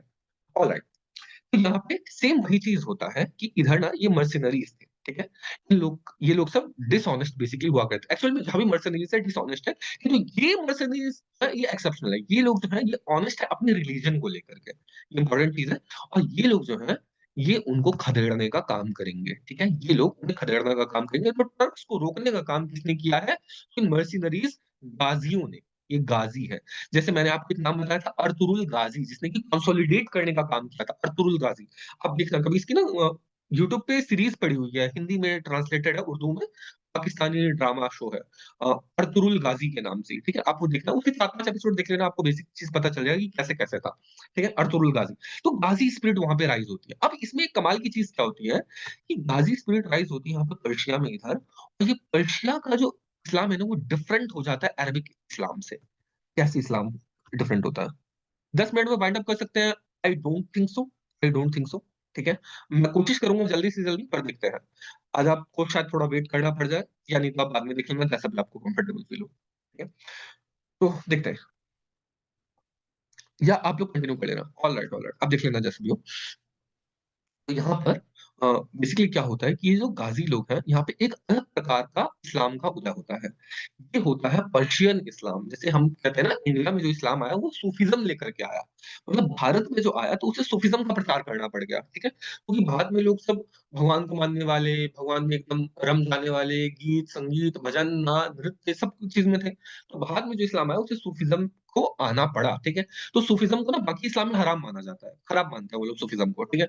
वहाँ पे क्योंकि जो गाना है, वो म्यूज़िक है वो हराम है उसमें इस्लाम में और जो डांस है वो भी हराम है, लेकिन सूफ़ी लोग सब करने लग गए। तो बेसिकली ये चीज़ हुआ, हमें ये देखने को मिलता है। तो ठीक इसी प्रकार पर्शिया में अलग प्रकार के इस्लाम का उदय हुआ। कैसे? जो फिरदौसी मैंने आपको बताया, फिरदौसी ने ईरानियन वर्सेस तुरानियन का वो दिया, ठीक है? साथ ही क्या हुआ ना, जो ये था बेसिकली गाज़ी का जो मेन वो था हेड था, उसका नाम था सुबुक्तगीन। आपने नाम कभी सुना होगा सुबुक्तगीन जिसे कि अल्प-तिगिन भी कहा जाता है। एएलपी अल्प टीआईजीआईएन टिगिन, ठीक है? अल्पतिगिन। तो सुबुक्तगीन और अल्पतिगिन एक ही आदमी है, ठीक है? हम लोग उसे सुबुक्तगीन कहते हैं, वो लोग उसे अल्पतिगिन कहते हैं, जो भी है, ठीक है? वो राइज़ होता है। उन लोग का कहना ये था कि हम अपने पर्शिया के कल्चर को नहीं छोड़ेंगे। पर्शिया का कल्चर क्या मतलब? हम लोग अपनी भाषा का त्याग नहीं करेंगे। तो पर्शियन भाषा वहाँ पे उन लोगों ने इंटैक्ट रखी, ठीक है? यहाँ पे इन लोगों ने अरेबिक भाषा को महत्व नहीं दिया। ठीक है? इन लोगों ने कहा कि नहीं हम तो पर्शिया के ही, क्योंकि हम तो पर्शियन है, हम लोग का बड़ा महान लोग सब हम लोग रहा करते थे, तो पर्शियन को ही इन लोगों ने बढ़ावा दिया है। ये पर्शियन स्पिरिट इन लोगों ने ज़िंदा रखी है अपनी। तो ये इम्पोर्टेंट चीज़ है, ध्यान रखना आप इस चीज़ को। ये सुबुक्तगीन जो है, इसका बेटा होता है महमूद गज़नवी। इसका बेटा होता है महमूद गज़नवी। अब देखो, यहाँ पर ना ये लोग जो हैं, ये इस एरिया में बेसिकली ये जो एरिया है आपका, ये एरिया है आपका क्या? ये है आपका गाज़ियों वाला, ठीक है? यहाँ पे आपको गाज़ियों वाला एरिया है, ईरान वाला एरिया, पर्शिया वाला एरिया है। क्यों एरिया है? क्योंकि ऊपर से वो लोग आक्रमण कर रहे थे, तो आक्रमण को रोकने के लिए हो रहा था। किंतु होगा क्या, धीरे-धीरे ये लोग इतने स्ट्रॉन्ग हो जाएँगे, गाज़ी लोग सब इतने स्ट्रॉन्ग हो जाएँगे कि लोग कहेंगे, राजा की क्या सुनना, हम अपना खुद का अपना अलग एस्टेब्लिश करेंगे, ठीक है? तो इससे ये लोग कट होना चाहेंगे अरेबियन एम्पायर से, ठीक है? अरेबियन एम्पायर से ये लोग कट होना चाहेंगे। तो अब क्या होगा, वो कैलिफ जो है, खलीफा जो है, उन लोगों का कोशिश करेगा कि हम इसको ना एक काम करते हैं, साथ में मिला के रखते हैं। तो इन्हें टाइटल देना शुरू करते हैं। कैसे-कैसे टाइटल देता है? जैसे एक इसमें एक इम्पोर्टेंट टाइटल है, क्या नाम है उनका टाइटल का? अभी मुझे ध्यान नहीं आ रहा। अभी ध्यान नहीं आ रहा। एक उसे बड़ा ही मतलब कुछ इम्पोर्टेंट इम्पोर्टेंट उन्हें टाइटल देना है। हाँ, याद आया। आमिर उल उमरा, आमिर उल उमरा, ठीक है? अमीर उल उमरा मैं लिख देता हूँ। अमीर उल उमरा, ठीक है? अमीर उल उमरा, आपको स्क्रीन पे शो रहा होगा, अमीर उल उमरा। ये टाइटल देने लगते हैं, यानी कि भाई आप तो बड़े महान हो, आप तो हमारे देश के शान हो, ऐसे-ऐसे टाइटल उसे देने लग जाते हैं। यानी कमांडर ऑफ कमांडर, अमीर उल उमरा का मतलब कमांडर ऑफ कमांडर, कमांडर के भी कमांडर हो आप तो। इससे क्या होता है कि इससे उनका मन और ज़्यादा बढ़ जाता है, ठीक है? यहाँ पे इन लोग को क्या कह दिया कि हमारे जो सैनिक है वो कमांडर है, लेकिन आप कमांडर के भी कमांडर हो। ये तो मन बढ़ने लग गया। तो इन लोगों ने क्या हुआ, सेसेशनिस्ट प्रवृत्ति अपनाओ, कहा भाई राजा की तो कोई चलती नहीं है, ऐसी-तैसी उनकी, हम अपना अलग से शासन करेंगे। यहाँ से उदय होता है गज़नवीड एम्पायर का। बुक्तगीन उसका पहला राजा होता है, सबुक्तगीन, ठीक है? तख्तगीन, और उसका बेटा होता है कौन? वो होता है अपना महमूद गज़नवी। और अब इसके पास थी अपनी टेरिटरी, ठीक है? ये हमें पता चलता है कि ये टेरिटरी है। अब यहाँ से प्रॉपर अब इंडिया में हम लोग घुसेंगे, क्योंकि ये जो है, अब ये राइज़ करना शुरू करेगा, ठीक है? अब क्या होता है? देखो, यहाँ पर बेसिकली ये आपका हो गया कौन-सा एम्पायर? ये हो गया गज़नवीड एम्पायर, ठीक है? गज़नवीड एम्पायर ये हो गया। अब गज़नवीद जो है, ये लोग क्या करते हैं कि इन लोग का सोचते हैं कि हम आक्रमण करेंगे। अब ये देखो वेस्ट की साइड ये जा नहीं सकते, क्योंकि वेस्ट की साइड ऑलरेडी काफ़ी ज़्यादा स्ट्रॉन्ग था, इन लोग का स्ट्रॉन्ग होल्ड था। तो लोग बार-बार भारत आते हैं, भारत में आकर के लूट-पाट मचा करके जाते हैं, वापस से पैसा लेकर के अपने इधर ले जाते हैं और फिर वो पैसे का इस्तेमाल करते हैं उन टैक्स को भगाने के लिए। ठीक है? बेसिकली यही सब चीज़ चल रहा है। इसलिए बार-बार आक्रमण होता था।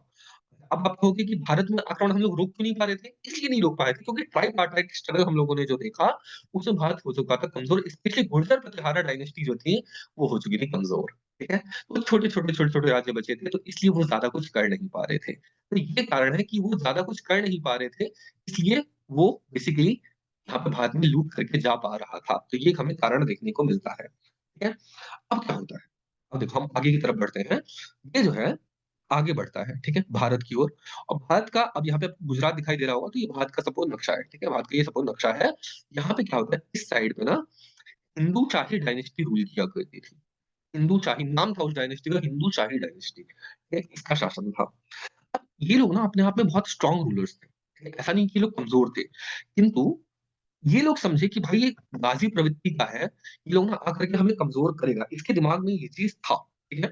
तो महमूद गज़नवी ने ना इधर आने का सोचा, इसके ऊपर आक्रमण भी किया, लूट-पाट के गया, ठीक है? लूट-पाट मचा करके गया, किंतु क्या होता है कि ये लोग जो है बेसिकली प्रयास करते हैं कि हम उसे हराएँ। अब ये लोग इतने समझदार थे कि खुद का इनका छोटा शासन था, साथ में इधर भाटी राजपूत लोग सबका शासन हो गया था। मतलब इतने छोटे-छोटे शासक हो गए थे, तो एक आपने सुना होगा कोई नाम होता है आगे भाटी लगा रहता है ना? भाटी। तो जहाँ पे भाटी समझ लो, वो समझ लो राजपूत है, वो भाटी राजपूत है। तो भाटी राजपूतों का शासन इस एरिया में था, नॉर्थ वेस्टर्न इंडिया में, अफ़गानिस्तान के क्षेत्र के आस-पास में, ठीक है? इंडस वैली के क्षेत्र के आस-पास में। इधर था आमीर, आमीर ये भी मुस्लिम एम्पायर था छोटा-सा, ये मुस्लिम एम्पायर था। किंतु इन तीनों ने मिलकर के अपना वो बनाया अलायंस, ठीक है? अलायंस इन तीनों ने मिलकर के बनाया इसके खिलाफ और लड़ा। ठीक है? किंतु उसने जो गज़नवी था, महमूद गज़नवी, उसने इन सबको हरा दिया। किंतु हाँ, फिर ये क्या किया कि इसने यहाँ पे शासन अपना नहीं बिठाया। क्यों शासन नहीं बिठाया? क्योंकि इसे डर था ये नया-नया एम्पायर है, ये गज़नवीड एम्पायर, कहीं ये इसे इधर से आकर के खत्म ना कर दे। ऊपर से टर्की का वो था। इसने कहा हमें भाई अपने एम्पायर को विस्तार नहीं करना, वरना भारत में जाएँगे, भारत में इधर जो है ये काफ़ी ज़्यादा हमें झेलने को मिलेगा। इधर राजपूतों का गढ़ है, इधर गुजरात के क्षेत्र में, इनसे लड़ना पड़ेगा, उधर दिल्ली पे लड़ना पड़ेगा। एक काम करता भी नहीं जाते, यहाँ पे हम खाली लूट मचा करके आएँगे, ठीक है? लूट क्यों मचा पाते थे? क्योंकि उनके पास घोड़े बहुत अच्छे थे, ठीक है? घोड़े की नस्ल वहाँ पे बड़ी अच्छी थी। तो इसलिए घोड़े फटाफट एक दिन में 2-200 किलोमीटर दौड़ जाते थे अंदर। देखो आपको 2 किलोमीटर नहीं दौड़ पाओगे घोड़े को, वो लोग एक दिन में 2-200 किलोमीटर दौड़ जाते थे। तो इस वजह से वो सब चीज़ था। यहाँ पे हम लोगों ने देखा कि हिंदू शाही डायनेस्टी ने अच्छा खासा प्रतिकार किया। तो अब जो लोग कहते हैं ना कि हम लोग में एकता नहीं थी, वो एकता की बात सुन लो। देखो 3 लोगों ने एक साथ यहाँ पे अलायंस बनाया था, फ्रंटियर बनाया था, तो एकता भी थी इधर। बेसिकली उन्हें पता चला कि ये खतरा है तो एकता बनाई। तो यहाँ पे भाटी राजपूतों ने, इधर हिंदू शाही डायनेस्टी ने और यहाँ पर इधर अमीर ने, अमीर मुस्लिम था पर उसने भी साथ में साथ दिया। क्योंकि जानता था अगर हम नहीं तो फिर हम मैं नहीं तो कौन बे? ये कहता था महमूद गज़नवी, मैं नहीं तो कौन बे? बोल, बोल, बोल, मैं नहीं तो कौन बे? मैं नहीं तो कौन बे? ठीक है? तो इसलिए वो लोग सब उसका विरोध किए हैं, ठीक है? तो अब ये इसका जयपाल राजा था, जो हिंदू शाही डायनेस्टी था उसका राजा था जयपाल, ठीक है? वो फाइनली हार जाता है गज़नवी से, उसके आगे कहा जाता है कि उसने अपना आत्मदाह कर लिया था। कहीं पे कहते हैं आत्मदाह कर लिया था, कहीं पे कुछ हिस्टोरियंस कहते हैं कि वो मर गया था, सुसाइड कर लिया था, कहीं पे कहते हैं नॉट नेचुरल डेथ थी, तो मतलब कुछ ऐसा क्लियर नहीं है बेसिकली, ठीक है? तो मुल्तान का अमीर, मैंने कहा मुल्तान का अमीर था, यहाँ पे हिंदू शाही डायनेस्टी थी और यहाँ पे भाटी राजपूत थे, इन तीनों का अलायंस था, ठीक है? ये लोग सब गज़नवीड से हार गए। अब गज़नवीड से हारने के बाद क्या हुआ, सिंधु नदी आ गई, सिंधु नदी के वेस्ट का पूरा एरिया गज़नवीड के कंट्रोल में आ गया, ठीक है? ये आपका क्लियर हो गया। Alright, thank you, bye, alright, आप जा सकते हो। ऑलराइट, मज़ा आया? आप ये बताओ विद्यानंद, मज़ा आया अभी तक? क्लियर हुई कहानी? बोलो, विद्यानंद, यस सर। क्या इस तरीके से कभी पढ़ी थी हिस्ट्री को?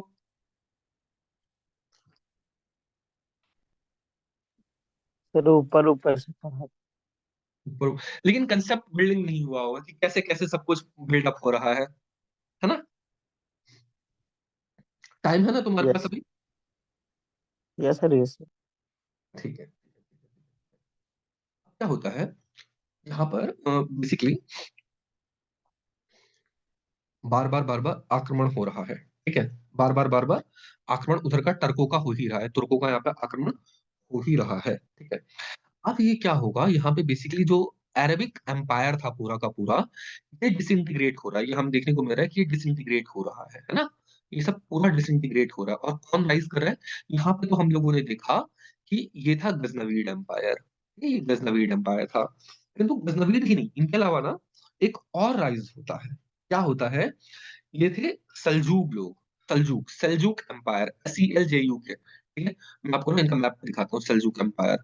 1 second, Seljuk Empire, screen show हो रहा है क्या आपको? सर हो रहा है, लेकिन अभी जो सर्च किए हैं, लेकिन आवाज़ आया कट रही खुला है। है नहीं अभी तक। आवाज कट रही है। हेलो। नहीं सुनाई दी आवाज़, नहीं सुनाई दी, दोबारा बोलो। मैं बोल रहा हूँ आवाज आ रही है। ठीक है, ठीक है, ठीक है, ठीक है, अभी ठीक है। सर्च किए जो मतलब आया अभी। हम लोग अपना कमेंट में कह दो क्योंकि मुझे तुम्हारी आवाज़ बिल्कुल भी नहीं आ रही है, ठीक है? ये देखो, ये हमारा सल्जूक, हमारा अब ना जा रही है। अब जा रही है। मुझे नहीं, मुझे तुम्हारी आवाज़ नहीं आ रही अभी भी। ठीक है, कोई इश्यू नहीं है, कोई इश्यू नहीं है। देखो, हम बेसिकली ये सल्जूक एम्पायर है, आप बेसिकली देख लो सल्जूक एम्पायर इसका उदय होता है, ठीक है? ये ग्रीन कलर में जो दिख रहा है अगर आपको, तो सल्जूक एम्पायर है। बेसिकली मैं आपको जो बता रहा था, यहाँ पर ना क्या होता है कि सल्जूक अब ये डिसइंटीग्रेट हो रहा है, तो डिसइंटीग्रेट होगा, तो कोई नया उदय होगा, तो सल्जूक लोग जो है, उन लोग का उदय होता है, ठीक है? तो सल्जूक एम्पायर बनता है, ठीक है? सल्जूक एम्पायर बनता है। अब क्या है सल्जूक एम्पायर बनने के बाद, यहाँ पे सल्जूक एम्पायर बनता है बहुत बड़ा साइड में। अब ये जो है, यहाँ पर बेसिकली इस एरिया में अब ये पूरा गज़नवीड एम्पायर हम लोग को देखने को मिलता है। पूरा गज़नवीड एम्पायर यहाँ पे पूरा यहाँ पे इन लोगों ने इंडस वैली तक अपना शासन फैला लिया था। किंतु क्या होता है कि यहाँ पे ना इनके सामंत थे ईस्ट साइड में। अब देखो पूरे गज़नवीड एम्पायर में इनके सामंत थे जिनको कि कहा जाता था घुरिड। ये घुरिड सामंत लोग थे। पहले तो हर जगह सामंतवाद चलता था, ठीक है? सामंतवाद ही बेसिकली था ही। सामंतवाद बेसिकली उनका अलग टाइप का संभव। मैप दिख रहा है ये बोल रहा था। ऑलराइट, ऑलराइट, ऑलराइट, ठीक है। ऑलराइट। ठीक है। तो बेसिकली यहाँ पे ना इन लोग के घुरिड लोग सब थे, ठीक है? ये लोग सब घुरिड लोग सब थे। तो जब ये महमूद गजनवी जो है यहाँ पर आता था तो घुरिडों की सहायता से यहाँ पर आक्रमण करता था। ठीक है? घुरिड लोग सब। और यहाँ पर बेसिकली क्या होता है, ख्वारिज़मिड एम्पायर का उदय होता है, बहुत तगड़ा वाला, ठीक है? सल्जूक एम्पायर जो है काफ़ी बड़ा पहले बनता है, ठीक है? पहले तो अरेबियन जो है ये समाप्त होता है, ठीक है? ये हमें समझ आ रहा है, ठीक है? उसके बाद फिर क्या आता है हम लोग का सल्जूक एम्पायर, जिसका कि फाउंडर था टुगरिल, टुगरिल, TUGHIRIL, टुगरिल, ठीक है? अब टुगरिल एम्पायर जो है, ये बेसिकली 2 भागों में बढ़ता है। पहला बनता है ख्वारिज़मिड एम्पायर, ठीक है? ख्वाज़रिम एम्पायर ये इस साइड में पूरा बनता है, ख्वाज़रिम एम्पायर बहुत बड़ा एम्पायर बनता है और यहाँ पे फिर बचता है हमारा गज़नवीड एम्पायर, ठीक है? अब गज़नवीड एम्पायर में एक ये छोटा-सा ईस्टर्न साइड में है, घुरिड लोग उनके सामंत लोग हैं बेसिकली, ठीक है?